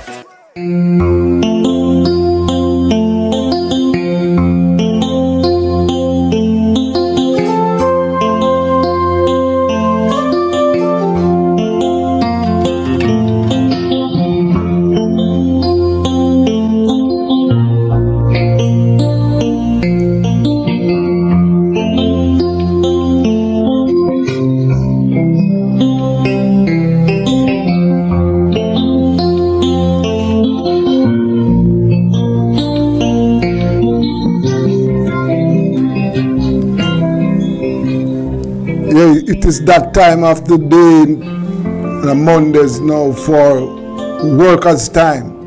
Yes, it is workers' time on Rebel Radio. And this week we have with us the General Secretary of UCASE. That's the Union of Technical and Supervisory Personnel, Mr. Vincent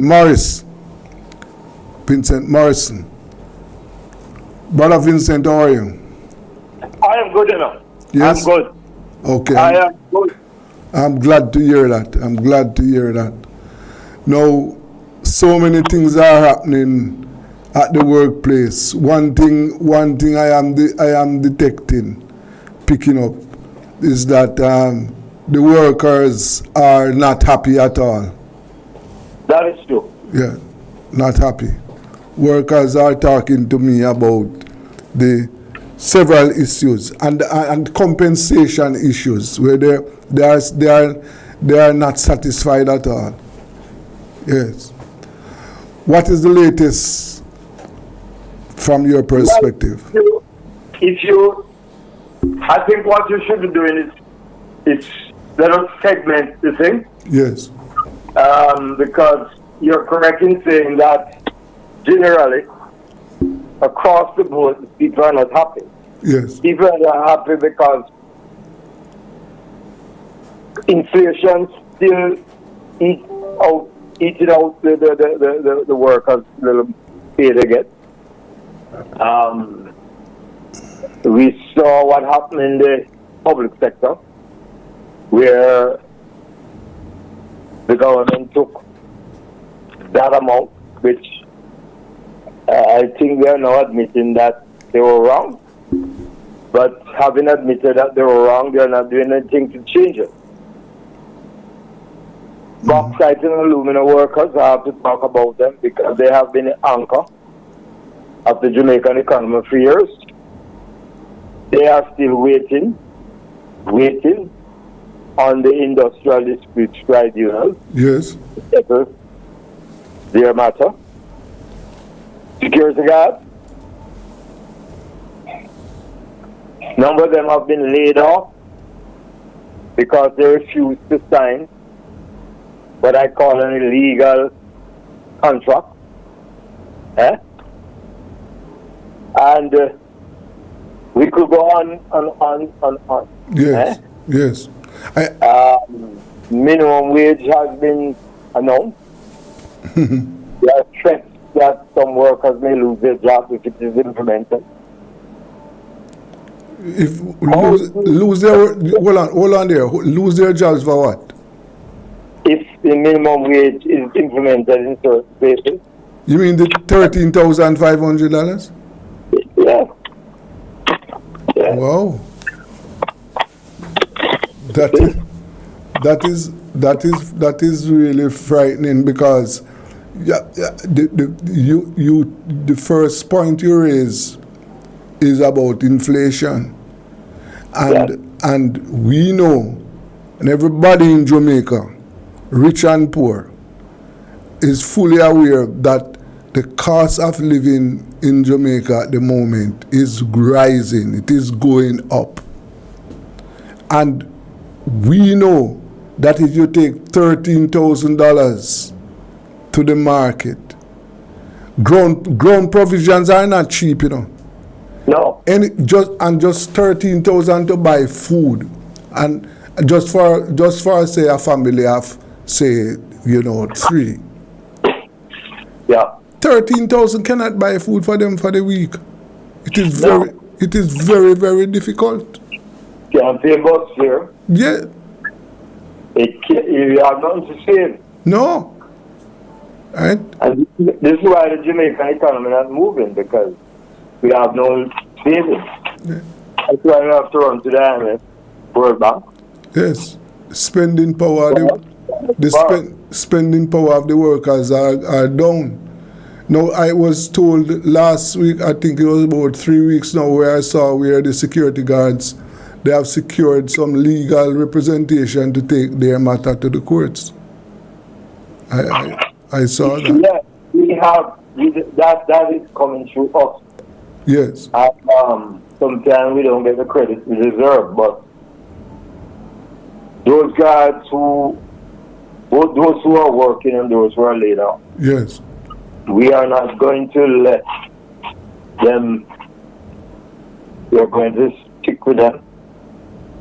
We're going to do all we can do to ensure that they get representation, because the Labour Ministry, currently under the former minister, has failed them in my view. Last week, Thursday, we had a meeting with the new minister. I was very thankful to him, because we had written to the former minister from October last year, right? Yes. And we didn't get a response. But the new minister was quite quick on the draw. He invited us, we went, and we were able to explain to him some of these things. Yes. As it relates to what the security guards are experiencing. So we are waiting on a response. We are waiting a response from the minister. But everybody has forgotten that the sugar workers.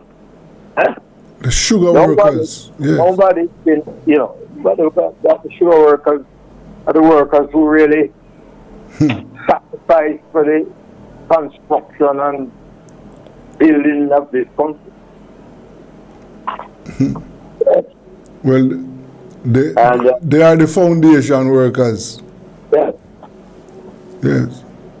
And what is happening? The industry has been whittled down almost totally. What is happening for those? Well, what is happening? We gave it to the Chinese, and the Chinese had no interest in the work and the industry. Yes. The Chinese have interest in geopolitics. Yes. And to have got that industry, the Chinese are now well rooted. They have a section as Alpha that they have closed. They have closed the sugar industry. And we hear nobody saying anything about it. No. Russian, they have a plant in Kirkbank. They closed it. And we hear nobody saying anything about it. But we are wondering why is it that it's St. Elizabeth and Manchester? We have so much crime. Yeah. We shouldn't be asking anything about that.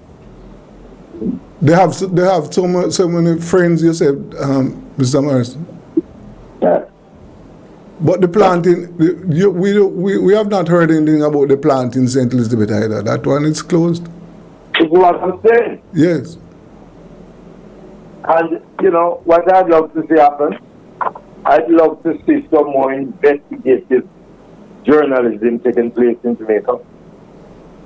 I would want to see the media going into those here plants and getting an interview from the management as to what is happening. Yes. I think it's wrong to have a Russian company, UC Roots and Aluminum Jamaica Limited,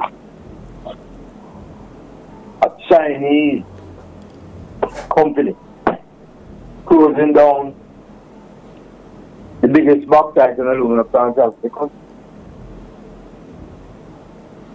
And nobody's asking and saying anything about it. Yes, there is strict silence on the bauxite industry right now is yeah. Yeah. You know. Why do you think you have so much crime in Westmoreland?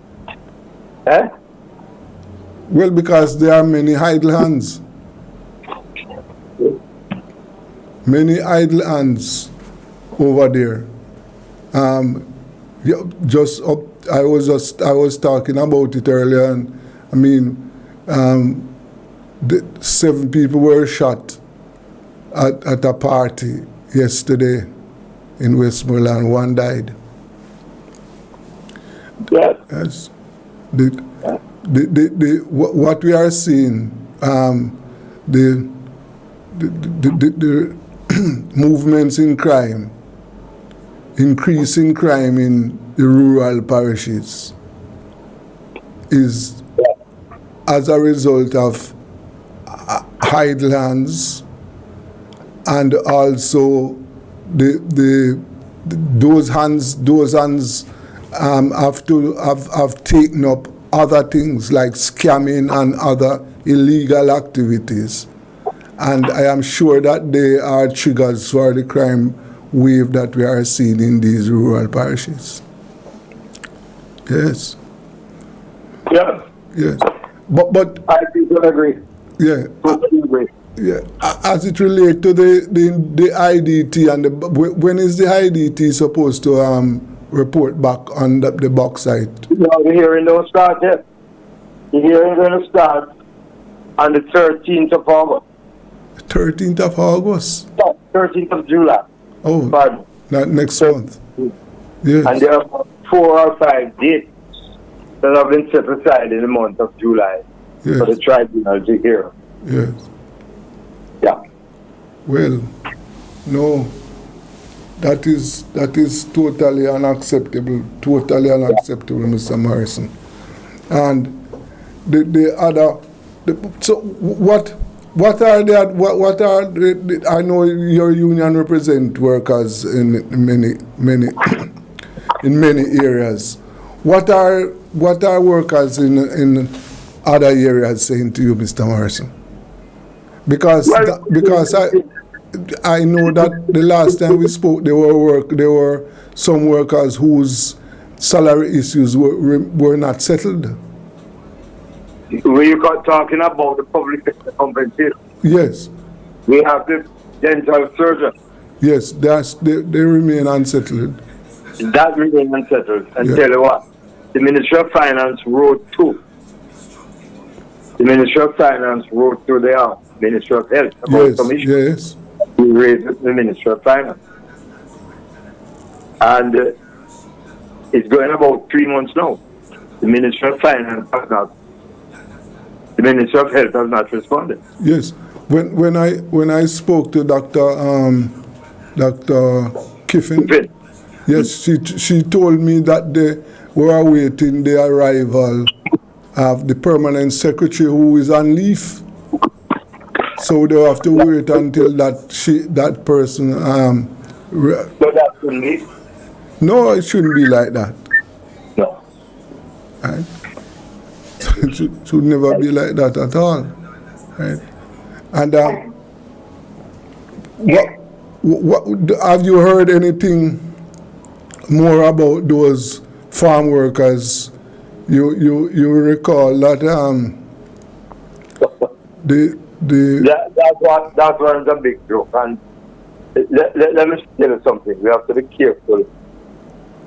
We have to be careful how we're doing with that program, because if we don't manage that program properly, we could lose it in terms of the farmers going to other countries. There are a number of other countries who want to get on that program. Yes. What we need to do is to strengthen the liaison service. If you don't have a strong liaison service supported by the Ministry of Labor, then you're going to have serious problems. Okay. Serious problems. Yes. You're going to have serious problems. Yes.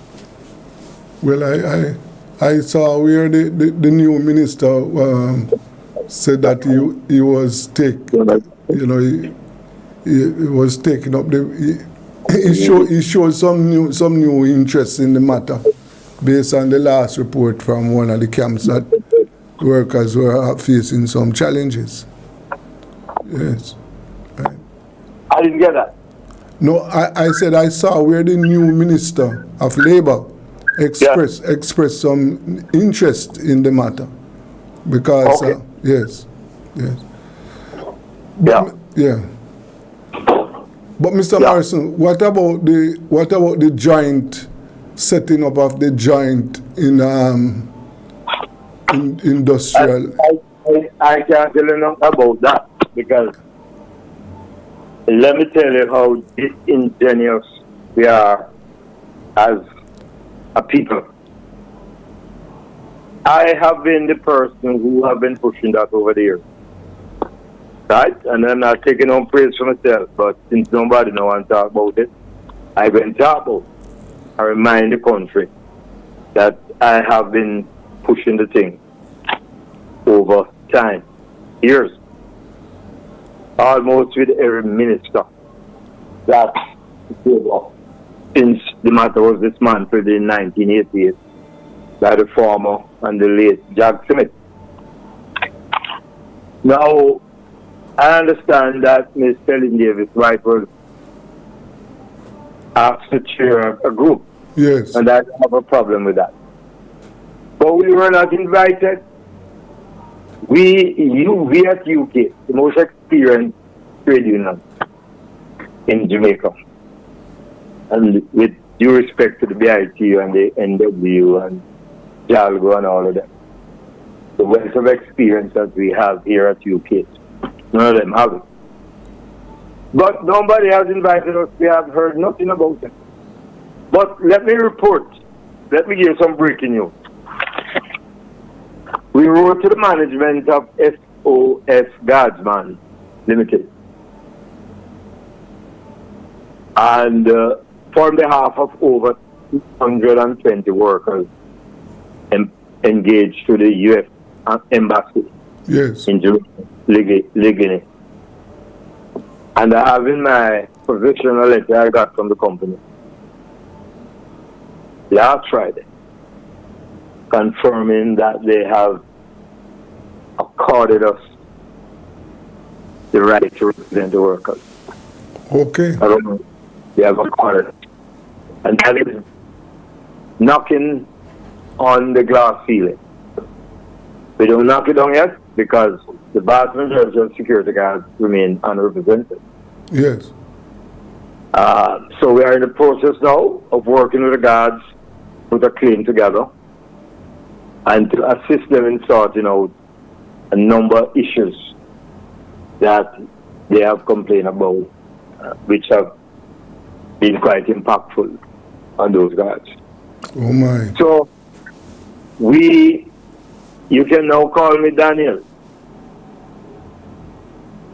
because I've been into the lands then. And I don't expect to be eaten by the land. So you can, when you see me again, you can call me Daniel. Yes. I don't even remember the story. You mean with Daniel? You mean with Daniel? The big called Daniel was caught in the land then. Yes. You didn't do really well at school. yes, but that was long time ago.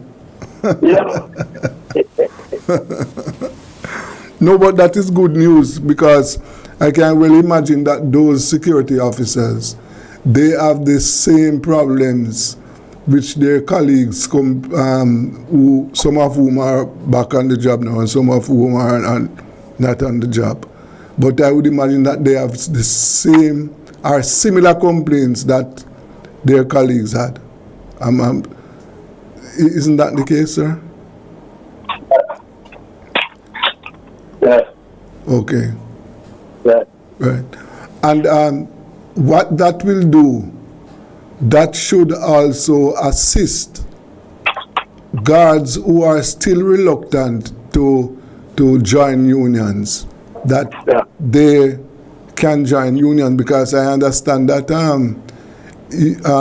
there are still a number of security guards who are still reluctant. They are afraid, I understand.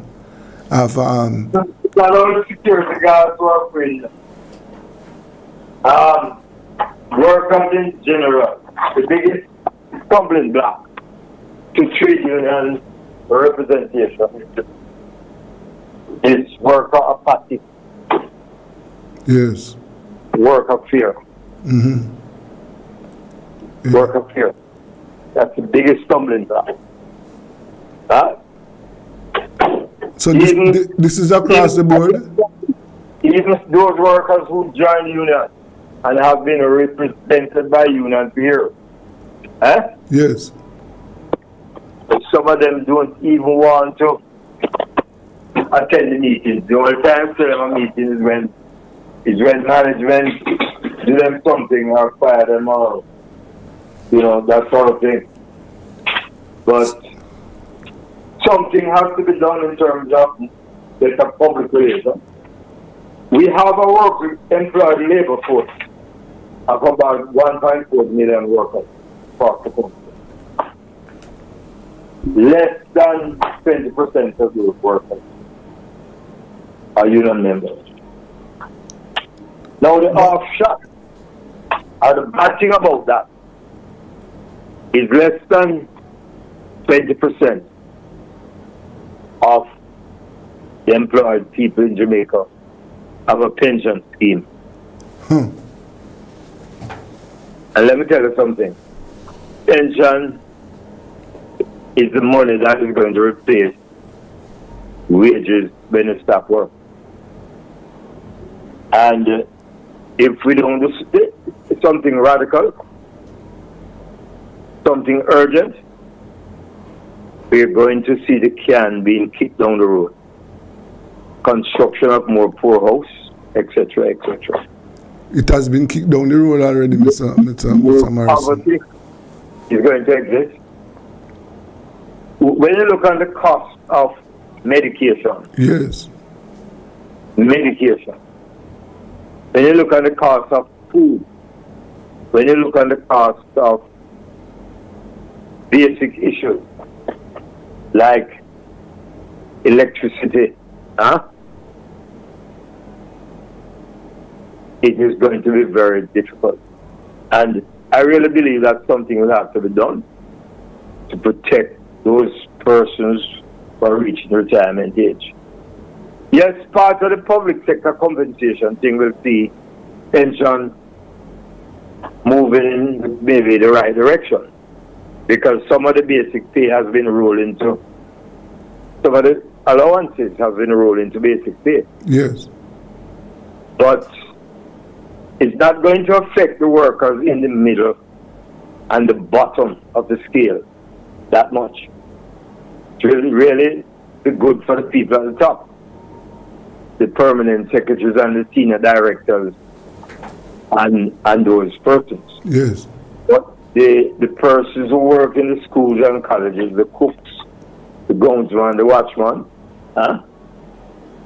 the ambulance drivers, the porters, etc., etc.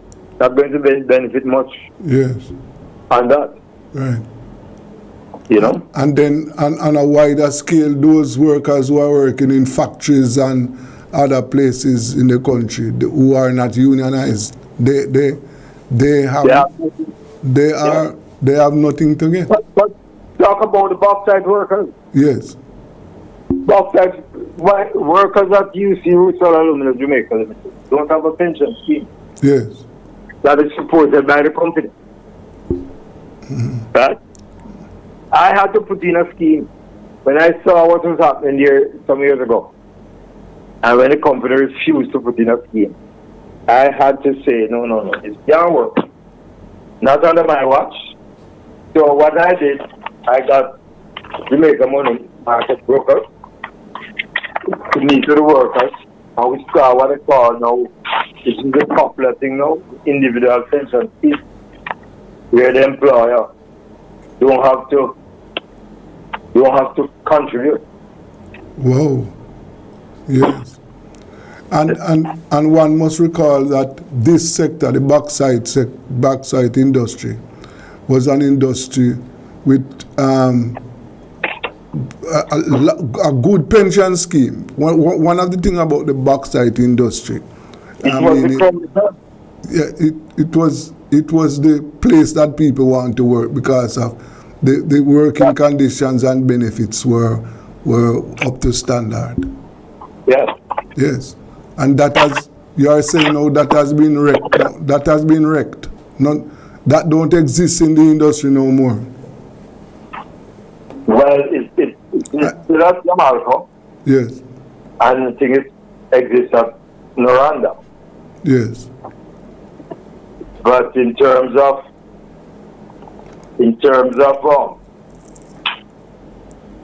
the biggest company in second biggest company in the world, which is UC Aluminum, there's none. Okay. So the first workers at Yatan were the Trevell, Stollenberg, and Kirkvine don't have a pension scheme.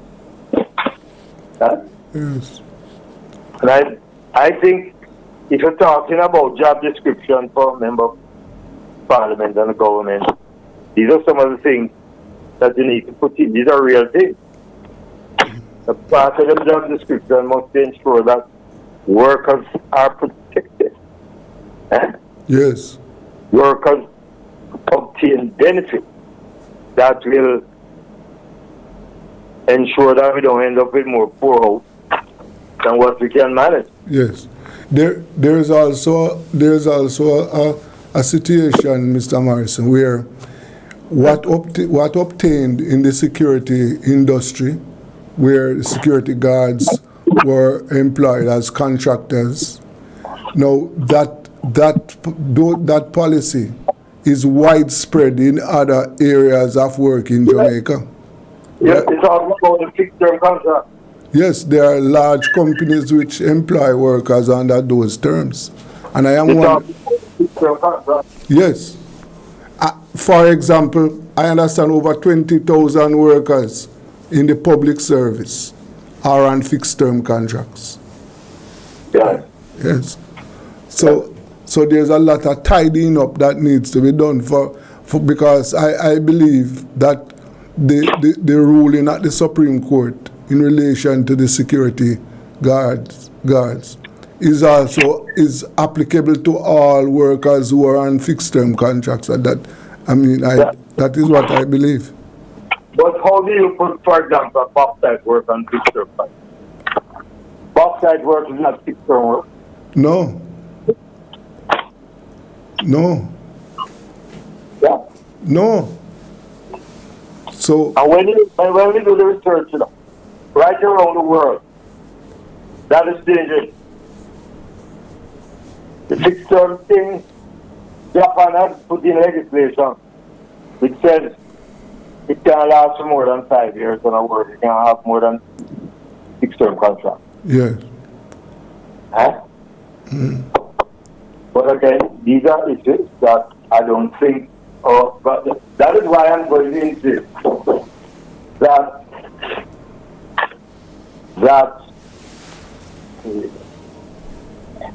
that's why I'm going to insist that that job description. I want to see how the job description are being developed. Eh? Yeah. You mean job description for who? For the members of parliamentarian. Okay. Yeah. Yeah. But don't you think that the trade unions need to step up their role in the confederation? That's the remit of the confederation, but we will be doing what we can. Yeah. The Constitution Committee, the committee that is looking on the Constitution, Joint Select Committee. Yes. We will be looking on making a presentation to that committee. Mm-hmm. The problems that have been under quite a bit of pressure over the past week, but we want to put something together to deal with that. Yes, really, that is important. But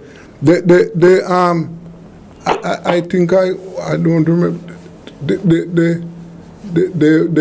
They were supposed to have met with the trade union as a group. I believe they had that. Huh? I'm not aware of that. Okay.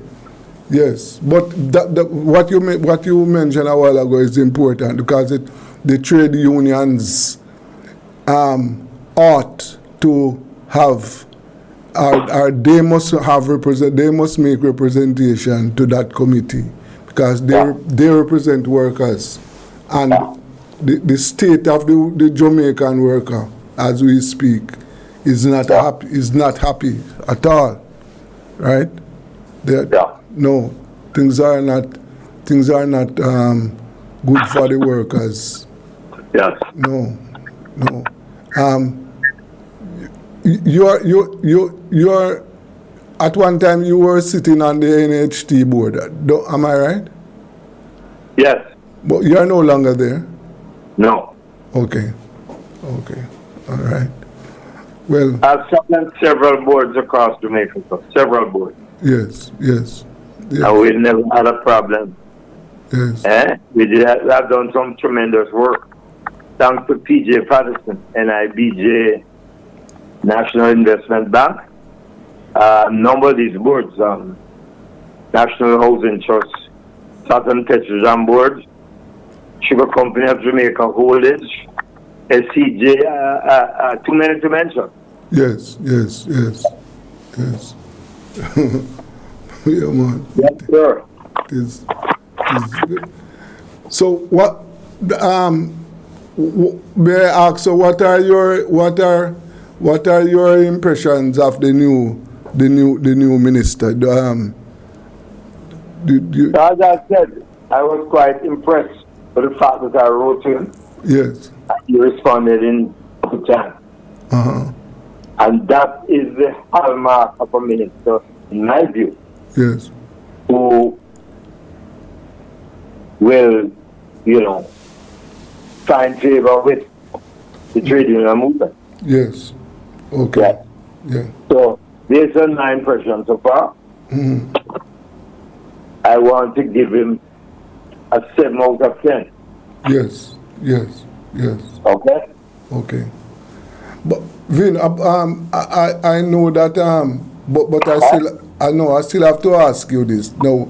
On the question of the Constitution, right? Now, when you look at the existing Constitution, what are some of the changes that you would like to see in a new Constitution? And I want to, I'm being general, but for example, you can give me the trade union perspective. I don't think we should be going towards an executive president. Okay. Right? Yes. You don't think we should have an executive president? A president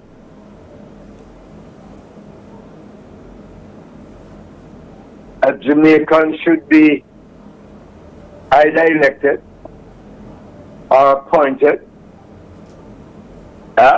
Discussions between the leader of the opposition and the prime minister, an agreement with, in my view, expanded duties. Yes. And I haven't gone through all of that yet. So you are inclined to for a ceremonial president, not an elected president, not an executive president. No, I think we should not get involved in too many elections. I think. Well, first, let me say this, and maybe people may criticize me for saying this, but I don't mind. The Jamaican Constitution has not worked badly. It has not worked badly? It has not. You can't say the Constitution has not served its purpose over the years. But like any constitution or any document of that sort, based on experience, in this case 50-60 years experience, it needs to be changed. And the reason why I said it, unlike some constitution in some countries, like some countries in Africa, where you have coup d'etat, you have a lot of problems here and there. Our constitution has brought a great deal of certainty in terms of our democratic ideals, etc., etc. So we mustn't forget that. And we mustn't throw the baby out with the bathwater. Yeah. Get you. We must not do that. Okay. Yeah. So that is important. So you are saying with the existing system of governments, you are satisfied with it? Where we have the existing system of government that we have been using since 1944. You are satisfied with that? I'm not saying I'm 100% satisfied with that. Yeah. But based on experience and based on what we've seen over the years, we need to improve it. Yes. We need to put in certain arrangements that is going to strengthen it, right? Etc. Now, all of these details have not sat down and put them together. Yes, understood. So, understood. Don't pull the tongue down tonight. This evening. Yes. I don't want to give you much about that. Yes. But I would not go in on a platform and say we should tear up the Jamaican Constitution. Okay. Okay. And burn it. I wouldn't say that. You know, there was a strong criticism one time about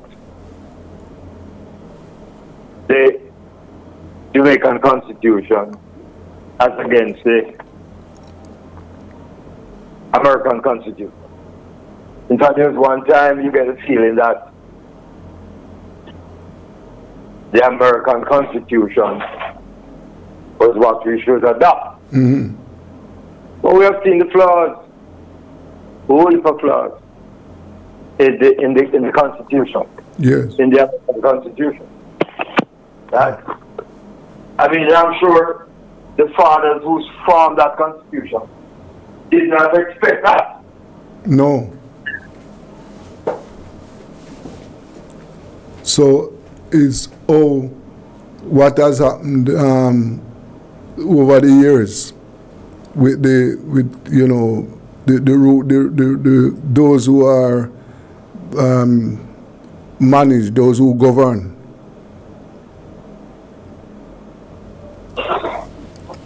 Right? You're there. Hello? No, I'm saying that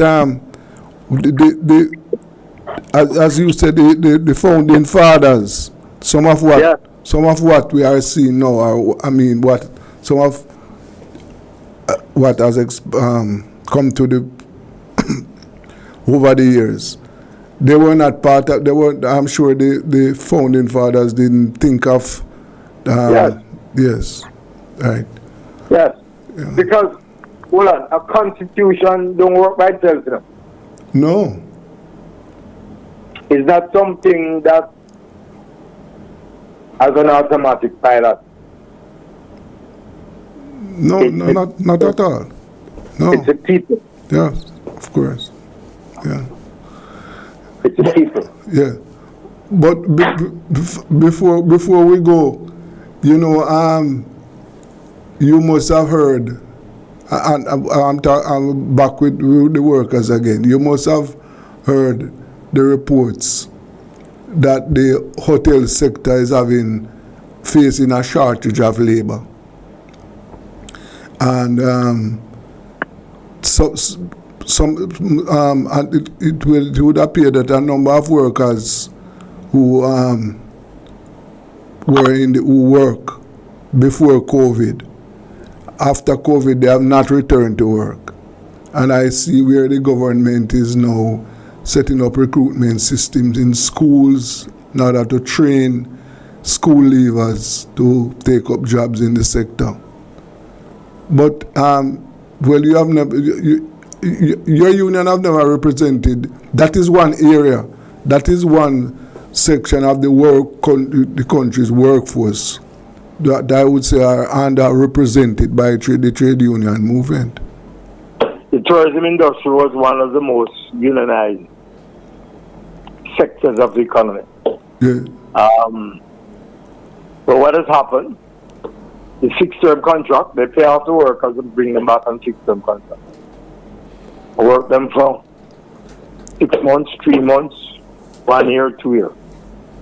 Why do you think they can't find workers to work in the tourism? It's because of the conditions. The treatment, the low wages, right? Yes, I know that the wages are low because, yes. If it wasn't for the gratuity that they get paid, the industry, the workers would be almost in line with the minimum wage. So the question is, where all the money that the industry is making, where all the money going? No, but hold on, Vin. Things like pension, is tourism enhancement fund money is pushing pension for tourism workers. Right? But you have to remember, like the vast amount of the income from the tourism, it doesn't come in the country, Because remember, bookings are not done in Jamaica, Most of the big hotels don't have their bookings are not done in Jamaica. Yeah. Right?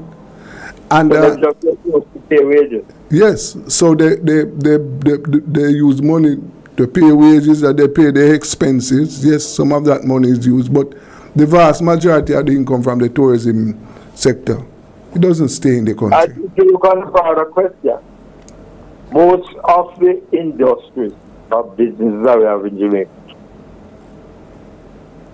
which you could call the commanding heights of the economy. Yes. Most of them are foreign owned. Of course. So the profit don't stay in Jamaica. No. And that is one of the reasons why the dollar cannot be stable, you know. Because so you have bleeding, the economy continues to bleed and bleed until ever more. Yes, because for example, remember, when companies do operate in Jamaica, locally, is that they have to change their money. Their profits are not. The profits have to be sent abroad. You know, they don't send Jamaican dollars abroad. They send US dollars abroad, and so they change out. They legitimately change out Jamaican currency into US currency in order to send that abroad. You know. Yeah. So it is very difficult for the dollar to be stable because these companies have to buy dollars. Yeah. Right? So it is not a easy situation we face. Right? But the low wages in the sector is not just a Jamaican just a Jamaican situation, you know. Because I saw where the tourism ministers in the Caribbean were talking about this sometime last year. So something will have to be done to increase the income of the workers. And salaries have to go up. That's correct. Yes. And probably the tourism industry need a JIC too. For the for the workers. Yes. Well, I want to thank you this afternoon for spending time with us. And yes, no, thank you for having me. Yes, and you know I'm available at short notice. Yes, sir. Thanks very much. And we have to just keep our eyes and do whatever we can to protect the interests of the workers. Because let us face up to the reality that the interests of the Jamaican workers right now needs a lot of protection. Yes, sir. Yeah. That's. Jose, thank you very much, sir. Thanks, sir. Yeah.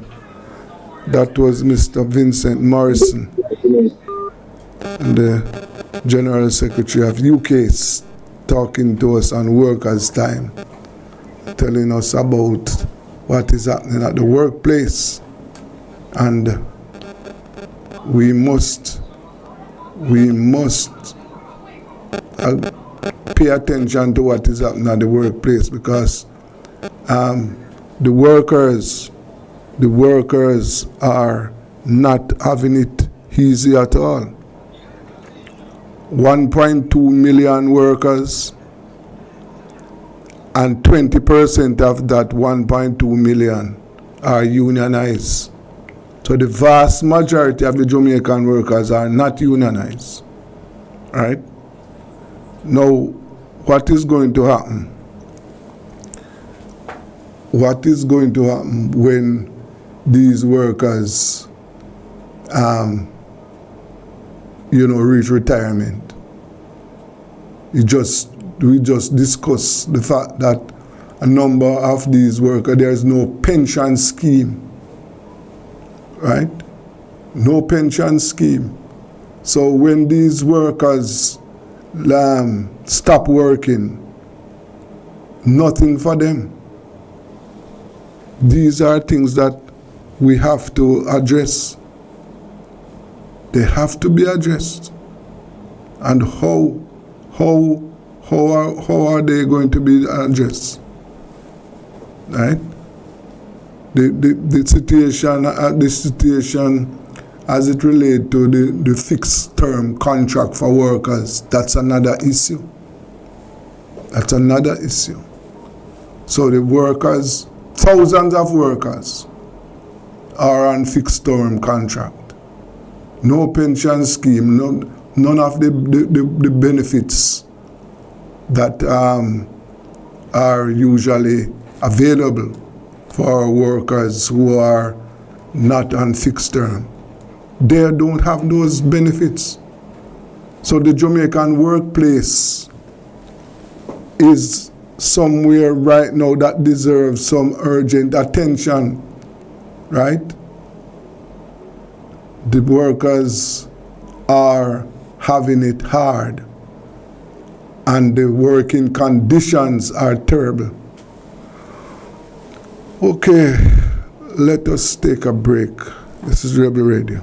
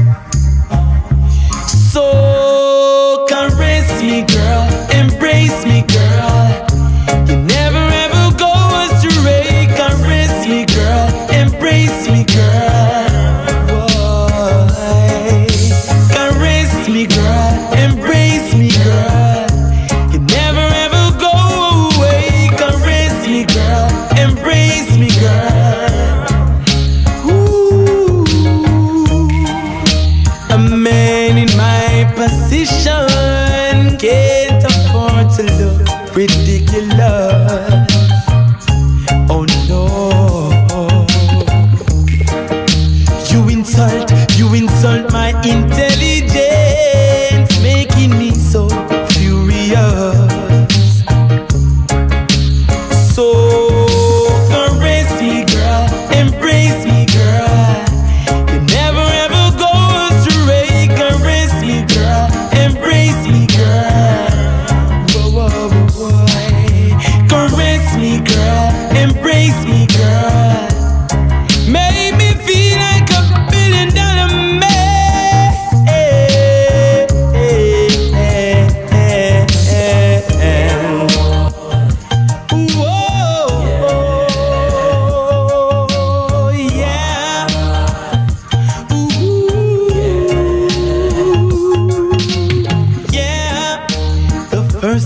laid eyes on you.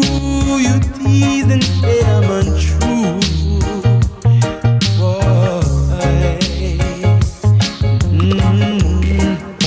Yet deep in my heart I knew I was in love with you. So caress me, girl, embrace me, girl.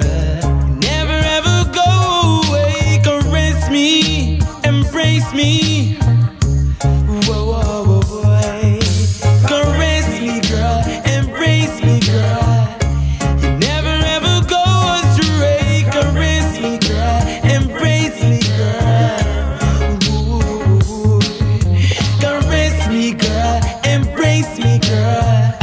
You never ever go away. Caress me, girl, embrace me, girl.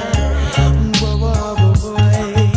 Caress me, girl, embrace me, girl. Never have to go away.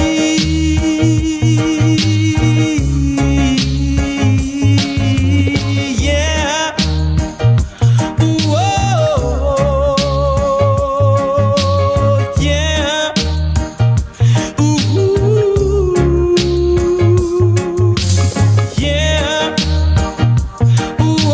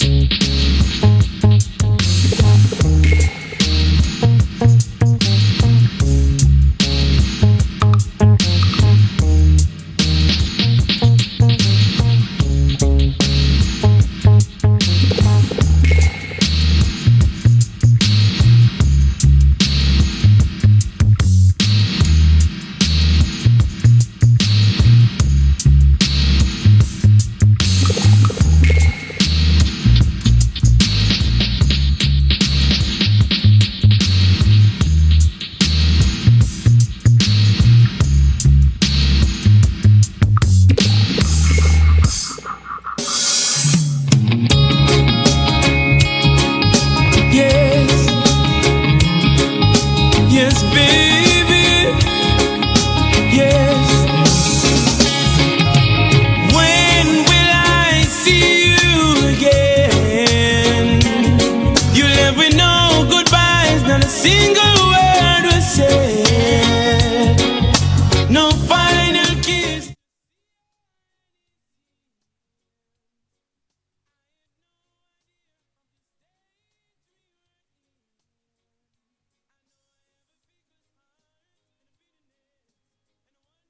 And reminisce in my head. But don't you remember? Don't you remember? It's the everybody sale at New Budget Supplies. Do-it-yourself professionals and contractors. This is the sale for you. Lumber, steel, dress and form ply, water tanks, pumps, PVC pipes and fittings, toilets, bathtubs, vanities and basins, windows, paint, doors, floor and wall tiles, thin sets and grout. Up to 20% off selected items. 195 Hagleyburg Road. Telephone 923-4560. New Budget Supplies. Always the best prices. Tools Hardware and Supplies is having a massive civil servant sale in celebration of all civil servants. Store-wide discounts and specials on new arrivals and best-selling items for all your home renovations. Best quality items at the lowest prices island-wide. You will love the savings. Just show your ID and you're good to go. So come visit us at 279 Spanish Town Road, 4 South Camp Road, 8 Red Hills Road, or online at toolsja.com. Tools! The Lion King of Hearts. Ever wanted to share what you know about a crime but were too afraid? At Crime Stop, we make it easy for you to report on crimes safely and 100% anonymously. All it takes is 4 simple steps. First, contact the tip line at 311 or visit www.crimestop.org or www.311tips.com. Then share what you know anonymously with one of our trained counselors. Any information related to criminal activity is accepted. We don't want to know your identity. We don't record calls or use star 69, and there is no way of tracing tips over the phone or online. You'll also be given a file number for your tip. Next, track the progress of your tip by calling our tip line at 311 and quoting your file number. Finally, if your tip leads to success, you will be eligible for a cash reward. Rewards will be paid out upon request through a trusted disbursement agency with verification process to ensure that your identity remains hidden. Share what you know anonymously. Contact Crime Stop today. Jamaica. Best decision ever. Feel the sand between your toes and the gentle waves of the sea on your skin. Feel the warm Jamaican breeze lift your spirits and nourish your soul. Escape to exactly what makes your heart beat. You will love every moment. Jamaica, heartbeat of the world. Let's go.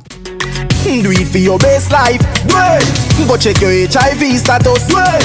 So keep your life trending, no pretending. Me I tell yourself it, do it for you, do it for you. Every time you are link with a condom, coulda Ozzy, coulda wife, coulda be a random. Condom connect and protect your profile. Be your own fan, do it for your best life. Do it for your best life. Do it. Don't put yourself at risk. Condom connect every time. Do it for your best life. Do it.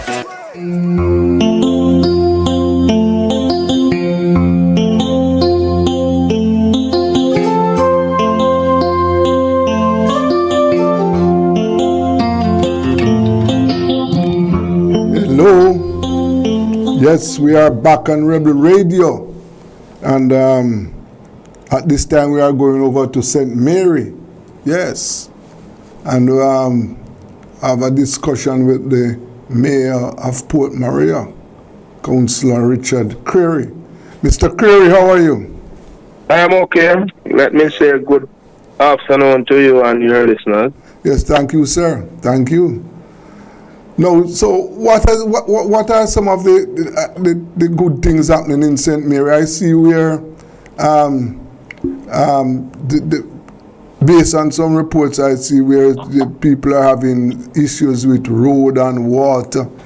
Tell me some of what you have been doing over there to improve the lives of the people.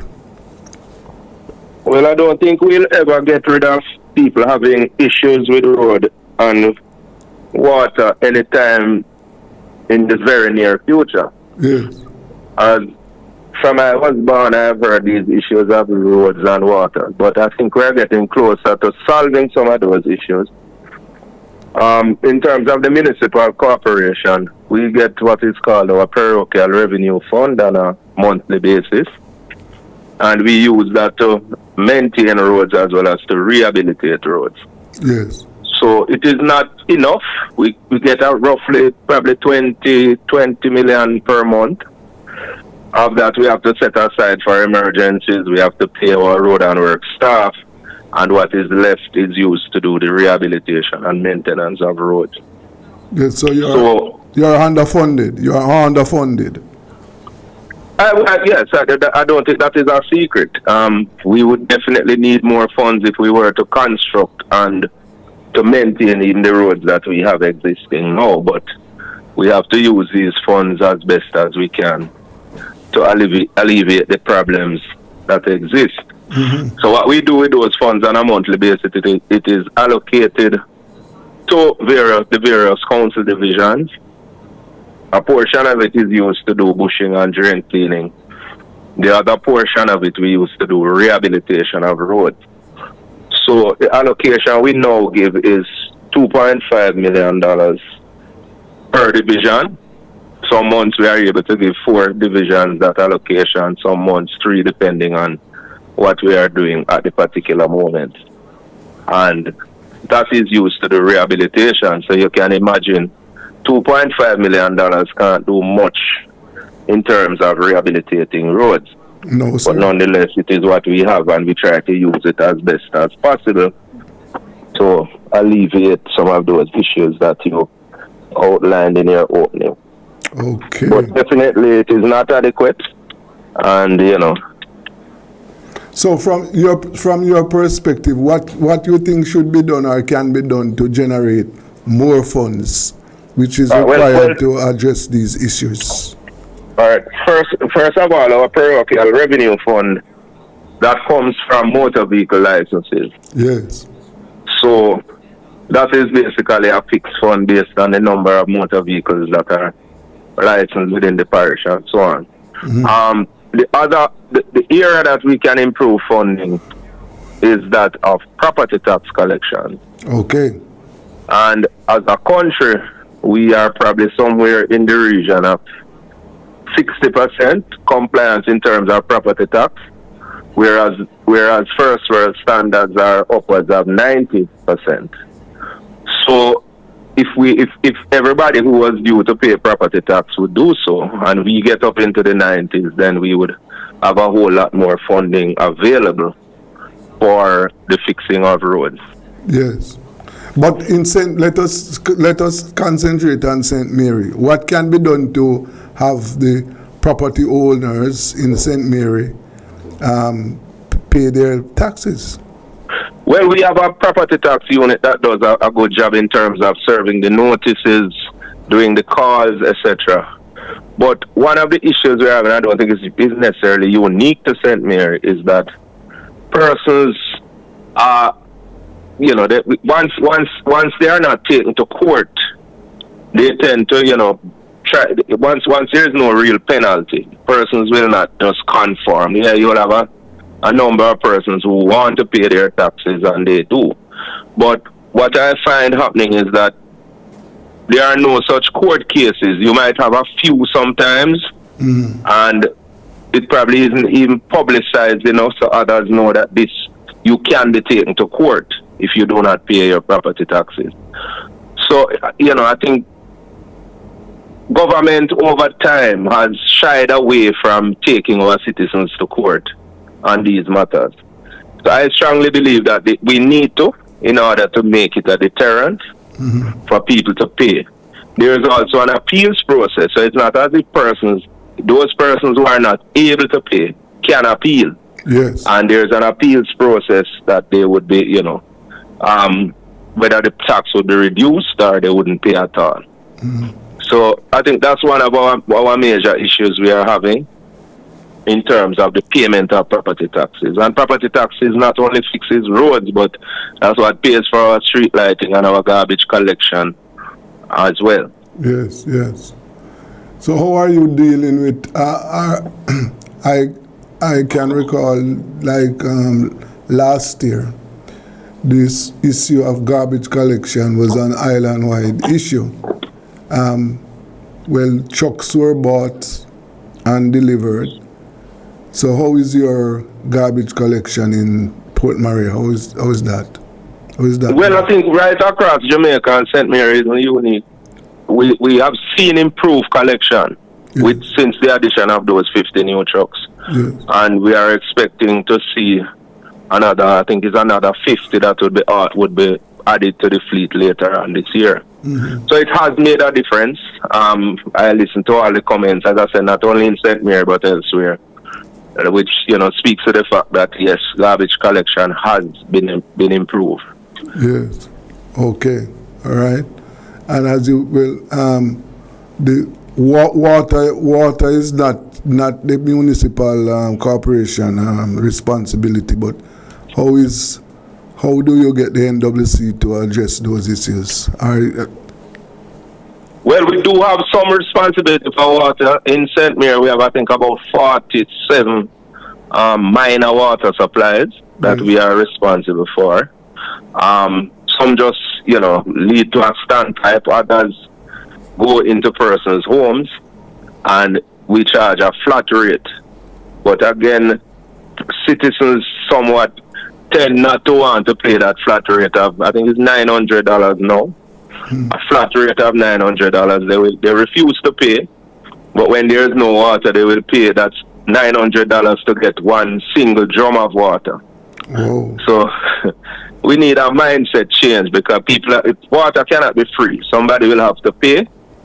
Based on our budget, we cannot provide free water. We have chlorinators, we have to pay, we have to do trucking of water to the areas that don't have, and so on. So we really need our citizens to understand and come on board and pay the minimal fee.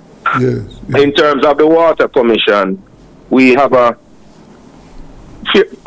say close in relationship with the NWC.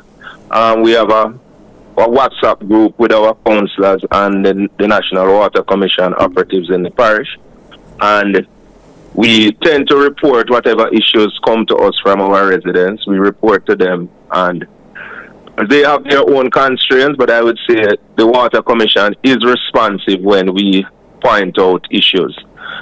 In St. Mary, there are certain systems though that are just, it's actually not enough water to serve the areas. For example, the Chris's water supply in Anata Bay serves Highgate, Richmond, it serves Islington, Belfield, all of those areas. So I know there is now a plan to add another 2 wells to that system. Some old wells that were on the grazing property will be added to provide more water into those areas. Yes. So, as I said, we have Water Commission, they have their parish plan, and we have interactions with them as to, what we think are our priorities in terms of what we are told by our residents. And Minister Matthew Samuda, since he has taken on that portfolio, we have met with him, and we pointed out some issues, and we are more than hopeful that, so in short order that new system would come in place, as well as some other smaller systems that will assist persons in St. Mary in terms of providing them with water. Yes. Mayor, what would you say are some of the critical and primary issues in the parish at this time? Well, employment is one that I would say is one of our primary issues. A lot of persons in St. Mary, they work in the hotel sector. A lot of them do farming, that sort of thing. But employment is definitely an issue. We see that since the rebound of tourism, as I said, a number of persons are back at work, and even additional persons. We have new hotels coming on stream. And in the parish? Not necessarily, well, not at the moment. I know there are plans, but nothing has started as yet. Okay. You would perhaps have heard that Barita has purchased, 2 significant properties in St. Mary. Yes. One is to do a hotel, I understand. So, not at the moment, but we would imagine that, a couple of years down the road, we should see additional hotels in the parish. But our people in St. Mary tend to work outside the parish. So you have a number of persons who work in Ocho. As far I'm telling you, I go into Montego Bay, and I see persons down there working in hotels that live in St. Mary, and they travel. Some of them travel every day. Whoa. Yes, so a number of persons are employed in that field. Yeah. But I would see employment as one of our major issues. Yes. We discussed the water and the roads. Yes. Our road network is in need of work. I take note of the Minister of Finance in his presentation mentioned a new program. I think it's $40 billion to deal with interior roads. Yes. So we have already started the discussions in terms of, upgrading our road infrastructure under that program. Yes, yes. What about the crime situation? St. Mary has traditionally and remains a low crime parish. Yes. We Portland is low. I think in couple years ago we had actually had a lower murder rate than Portland, but St. Mary and Portland are perhaps the two parishes that has the least murders on a yearly basis. From time to time there might be flare-ups in certain areas. A couple years ago there was a flare-up in Enfield, but it was really persons coming from outside the area that were creating those issues. So our crime rate is pretty stable. And as I said, we are a low crime parish. But I try to instill in people is that we can't become complacent, because we might, if you look at a parish like Hanover was traditionally a low crime parish as well. No, almost no crime. Yes, and then a lot of scamming came, and you can see that Hanover is now, close to the top of the pile in terms of the number of murders. So we can't be complacent. I know the government has been equipping the police, has been doing serious recruiting. The numbers are short. Every time we have meetings with the police in St. Mary, they will tell you they need more boots on the ground. And what tends to happen, because other parishes have higher crime statistics, they are sent, they get more policing and police officers as well as more resources. Yes, yes. So that is a challenge for us. But what I keep saying, if you allow a parish like St. Mary to be under-resourced, then it's just a matter of time before we start having that level of crime as well. Yes, yes. And I believe that, simple things that we ignore. For example, we have vending issues in Port Maria. And I think that's not something unique to St. Mary. It is all over the place where you find vendors overtaking the sidewalks and so on.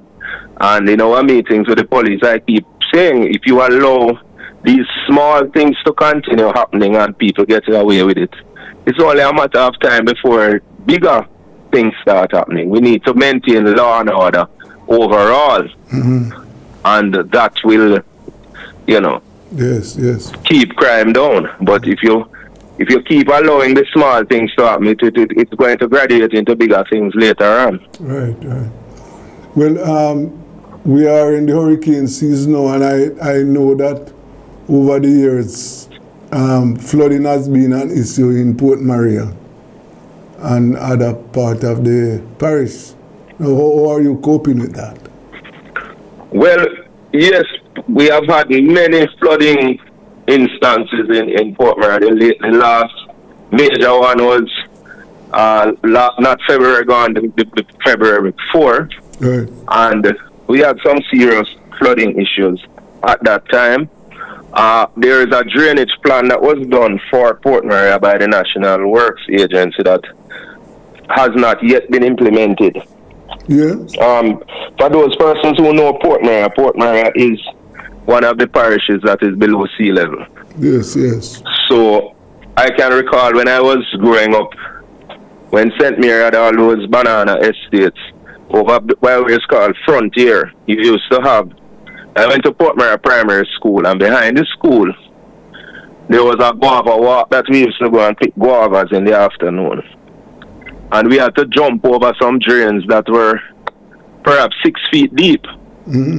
So if you ever miss your step and end up in that drain, God help you, because that's how deep they were. To lead the water out of those properties. Over time, what has happened, that same frontier property is now basically squatted, and people have dumped up all of those drains. So that in and of itself has created an issue in terms of the flooding. But as I said, there is a drainage plan, still not rolled out as yet. But NWA did a comprehensive plan that they are of the view should assist in terms of that flooding. Yeah, but that should, go ahead. That would hurt you in just if sorry, we are in the hurricane season now. If that plan is still on paper, then flooding could happen again if we have any bad weather system. Definitely so, but what we try to do is the existing drains that have outgrown their usefulness to some extent, but we ensure that we keep them clean in order to try and alleviate that flooding. And if I said earlier, in St. Mary, what is done in terms of our parochial revenue fund allocation is that every month a council is providing with funds to do some level of drain cleaning. When we come now to the hurricane season, we know that, and Nottaby and Port Mary are the two towns that are prone to flooding more than others. So we allocate more funds in those two townships to have all the critical drains cleaned. We are in the process now of doing more extensive drain cleaning. So that is being dealt with in terms of the significant drain cleaning. And I know the NWA through the members of parliament are doing the same thing right now. So yes, we will never be 100% prepared, but we are preparing as best we can. Our shelters have been checked and are suitable. We have all our shelter managers in place. In the case of an event, our emergency operations center is operated out of the municipal corporation's building. Recently, Minister Mackenzie provided us with a generator for our EOC at a cost of over $4 million. So if we do have an event and we have to man it from that center, then we wouldn't have to worry about being out of light during such an event. Okay. That is good news. So what is your take? And I would imagine your other colleagues on the salary increase to councillors. Well, I went out and at our last previous two council meetings. I went out on a limb long ago to say councillors deserve more. It should be an embarrassment to us as a nation when you had a councillor earning $140,000 a month. Now, with all the responsibilities that a councillor has to carry out, not only within his division, right, but councillors have to attend committee meetings at the corporation, right?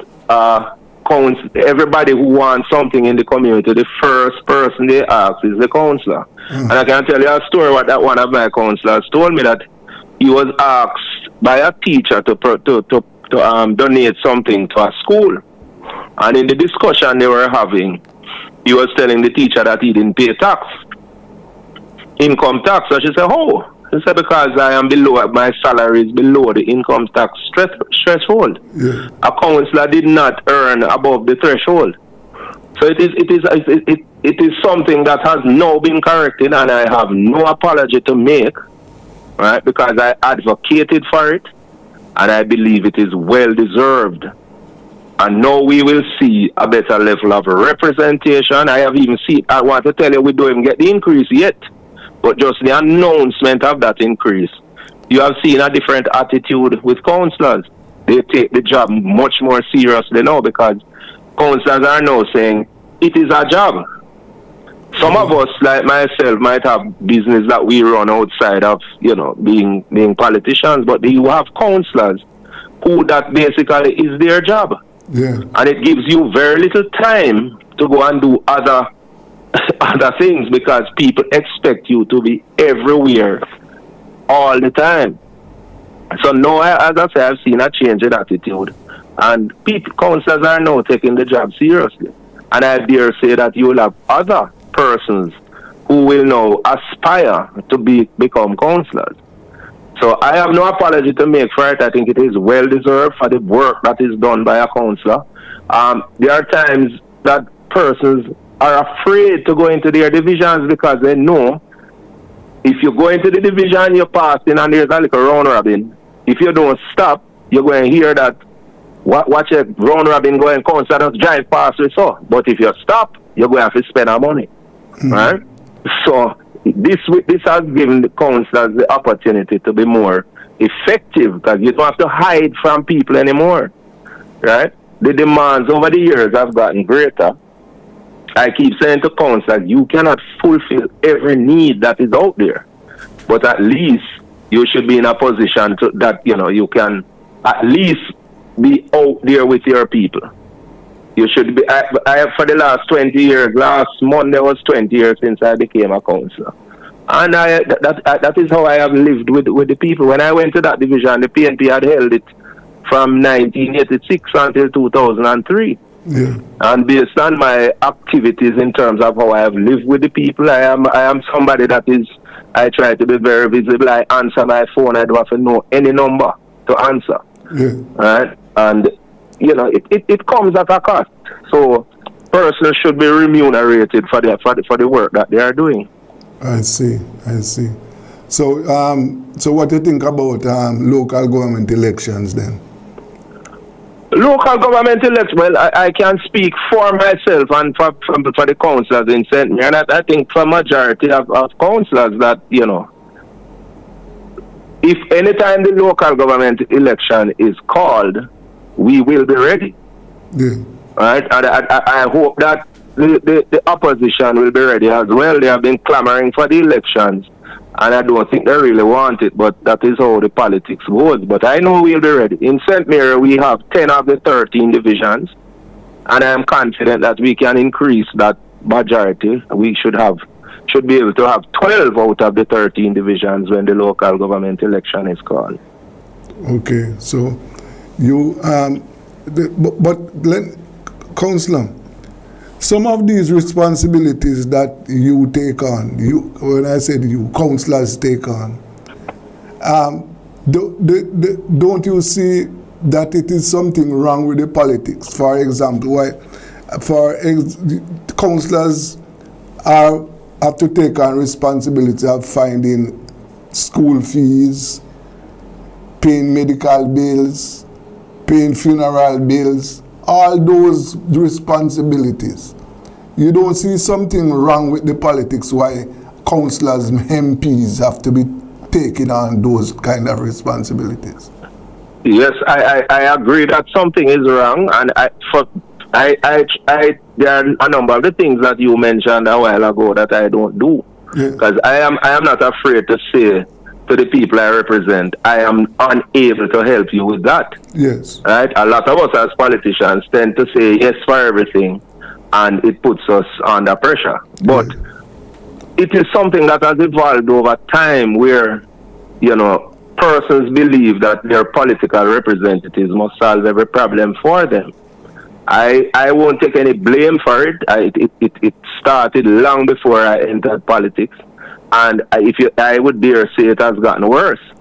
Yeah. The request that you get now as a representative, if years gone by, you wouldn't get such requests. Yes. But you see, we are in a situation where if you don't, then come the next election, you will be held accountable. And the people that vote for you believe, as I said, you are there to solve all of their needs. Yes. There are a number of government agencies that you can direct persons to. Ministry of Labor and Social Security has a whole lot of programs that can assist persons. even through our poor relief department, we have persons that we have on dole, we send the children to school, etc. So there are a number of programs. A lot of the time what we need to do is point persons in that direction. But there are other requests that, as I said, it is a choice by a counselor. Yes. I have never paid a light bill for anybody. I refuse. I would never pay somebody's light bill and not pay any water bill. Yes. Right? I might assist if you have a medical emergency, and yes, that's a different matter. But there are certain responsibilities that I don't think are mine because I am your political representative. So, yes. But I might operate different from a lot of other persons. I have spoken to councillors even sent me and they tell me, boy, what I do, them can't do it. Them have to do it. They have to assist people with and I tell them it is a dangerous precedent they are setting. Okay. But, you know, people expect that, as I say, I didn't start with us. It started many years ago, and as I say, as time goes by, it gets worse, where the requests that you get, you know, somebody even called me one day and said, I'm asking me to help him to buy a piece of land. Okay. You know, and I flatly said no, because that cannot be my responsibility as a counselor. Yes, yes. All right, so, you know, it is a difficult job. People expect everything from you, and I keep saying to political representatives, if you broke the people bad and everything they ask for they get, you are going to end up a pauper. Yes. As has happened to some of our political representatives over the years. Yes, yes, yes.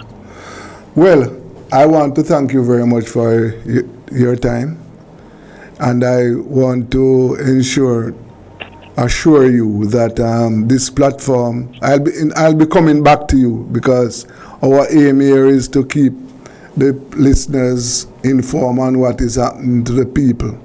Because I know as a rural person that rural life is worse than urban life in many, many, many, many cases.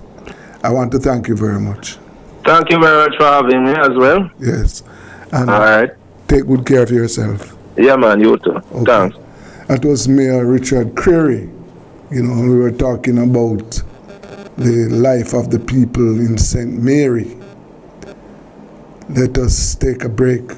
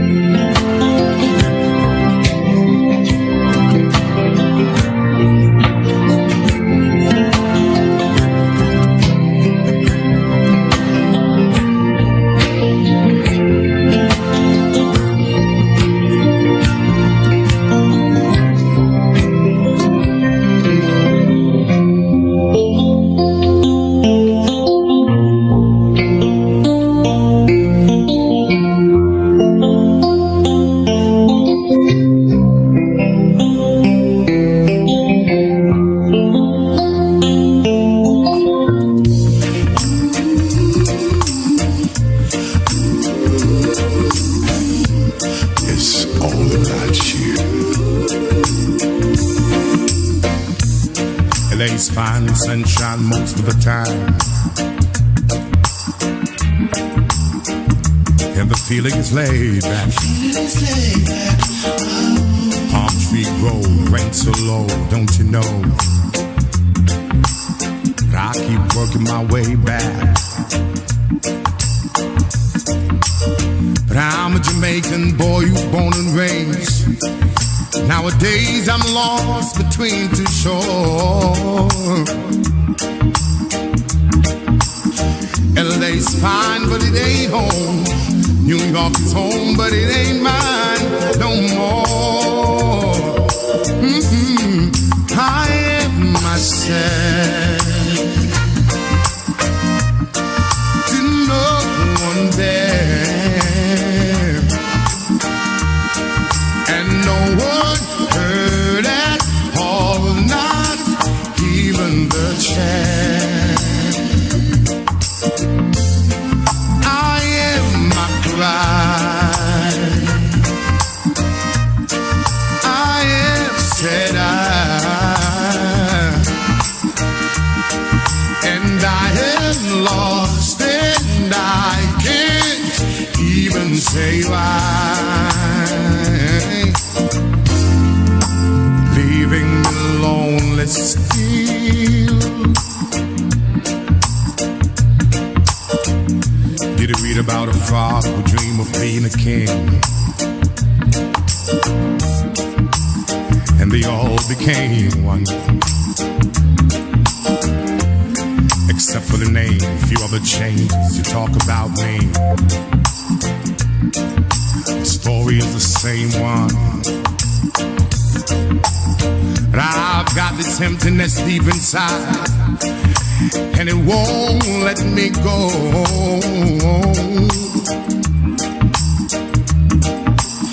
And I'm a man who don't like to swear, but I hate the sound of being alone. I am myself to no one there, and no one heard at all, not even the chair.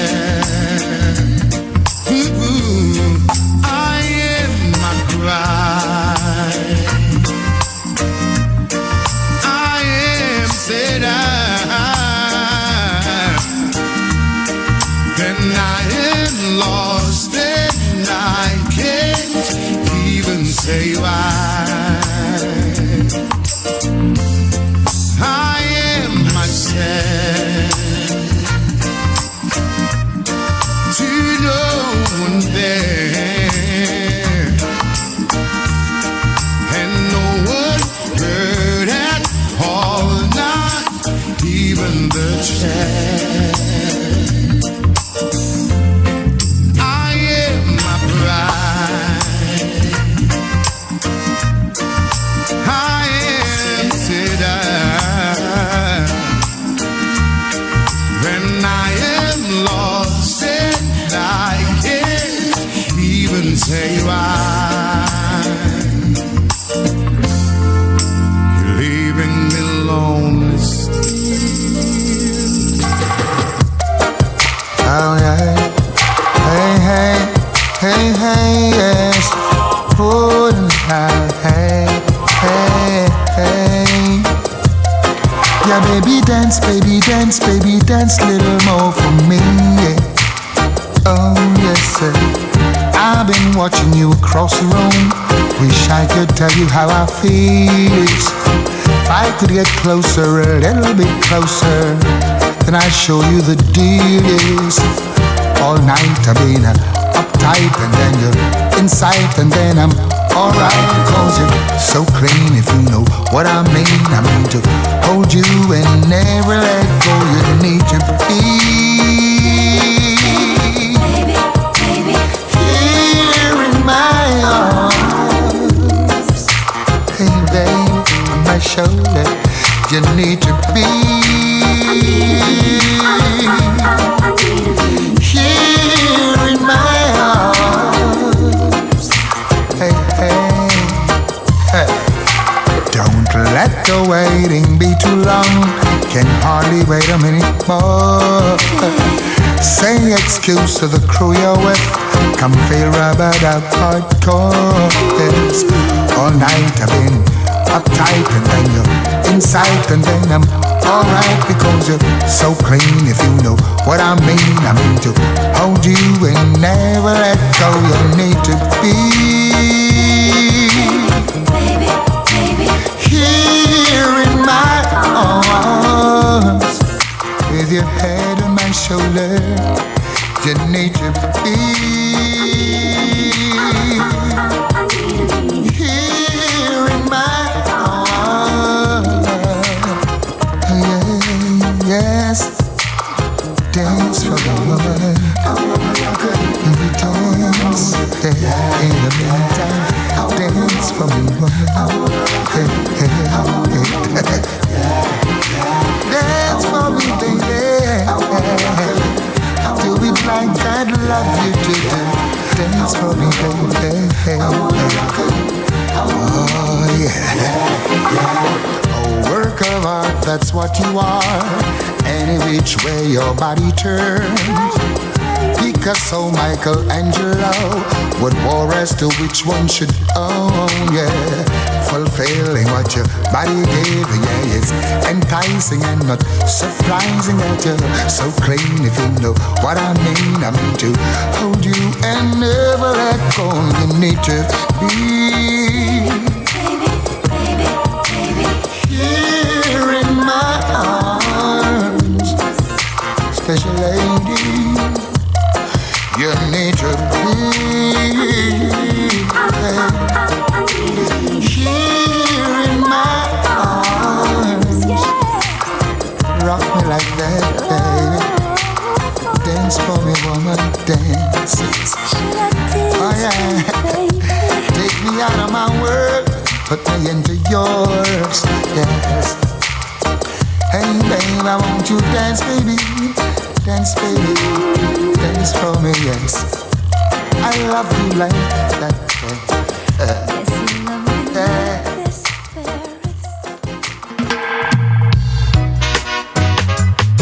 you love me like this, crucial, yeah.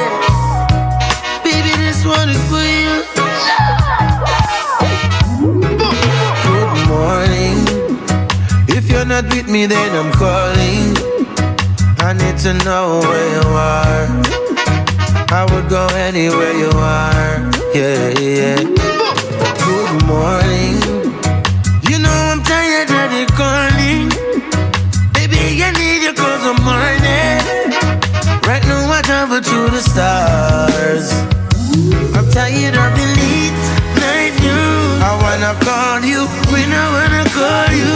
What we did yesterday was old news. Where the man is played by the rules. It's just the way we live and the way we live, let go. We just FaceTime in a picture, baby, let's go. Oh, boy, boy, boy, played by the rules. Telephone love, just that on me mind. Telephone love, some sweet on the line. Telephone love, just that on me mind. Telephone love, some sweet every time. Good morning, I see you miss my last calling. Right now I'm riding in my car, heading straight to where you are. Whoa, yeah. Good morning, yeah. I really need you this morning. Since the last call, I've been waiting for you to show up. Video chatting and people aren't sober. Tired of the late night news, yeah. Wanna call when I wanna call you. What we did yesterday was old news. Where the man is played by the rules. It's just the way we live and the way we live, let go. We just FaceTime in a picture, baby, let's go. Oh, boy, boy, boy, played by the rules. Telephone love, just that on me mind. Telephone love, some sweet on the line. Telephone love, just that on me mind. Telephone love, some sweet every time. Telephone love. Telephone love.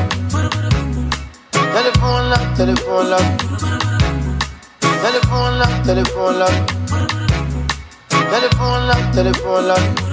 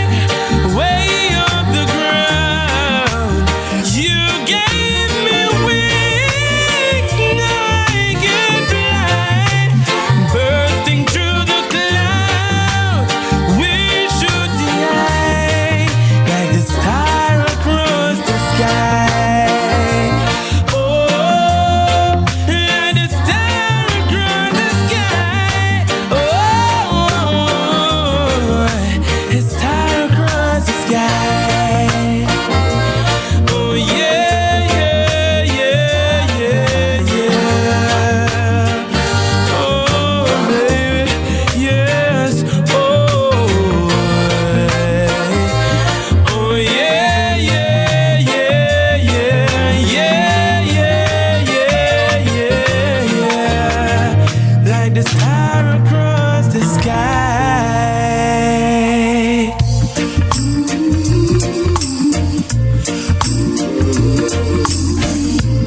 It's all about you. LA's fine with sunshine most of the time, and the feeling is laid back. Palm tree grove, rent so low, don't you know? But I keep working my way back. But I'm a Jamaican boy who's born and raised. Nowadays I'm lost between two shores.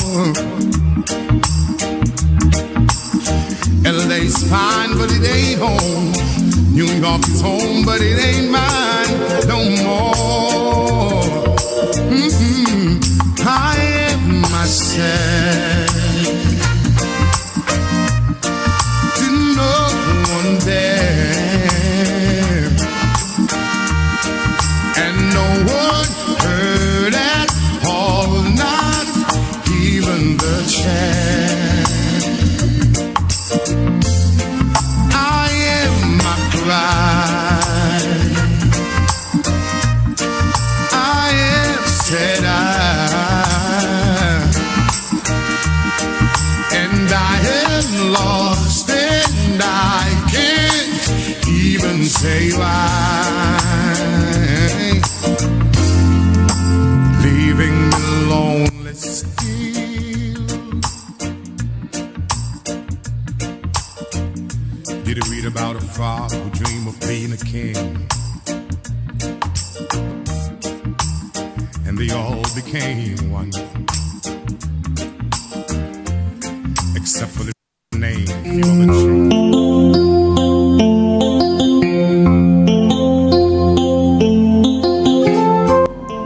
Well, we have come to the end of today's show. Yes, on Rebel Radio. Oh, what a day it has been, you know. I want to thank our listeners, those who took time out of their busy schedule to be with us.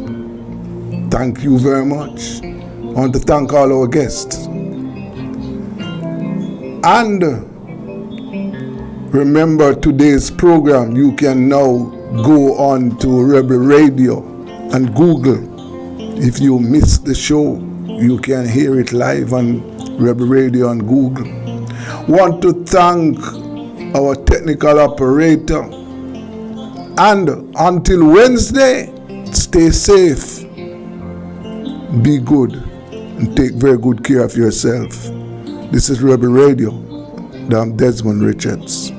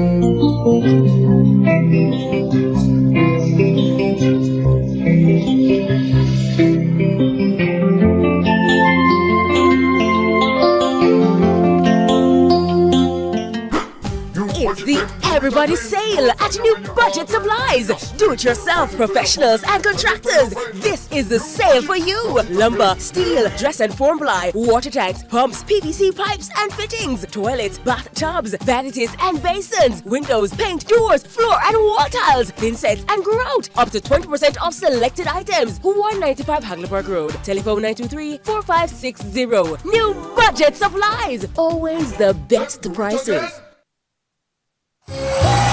Tools, Hardware and Supplies is having a massive civil servant sale.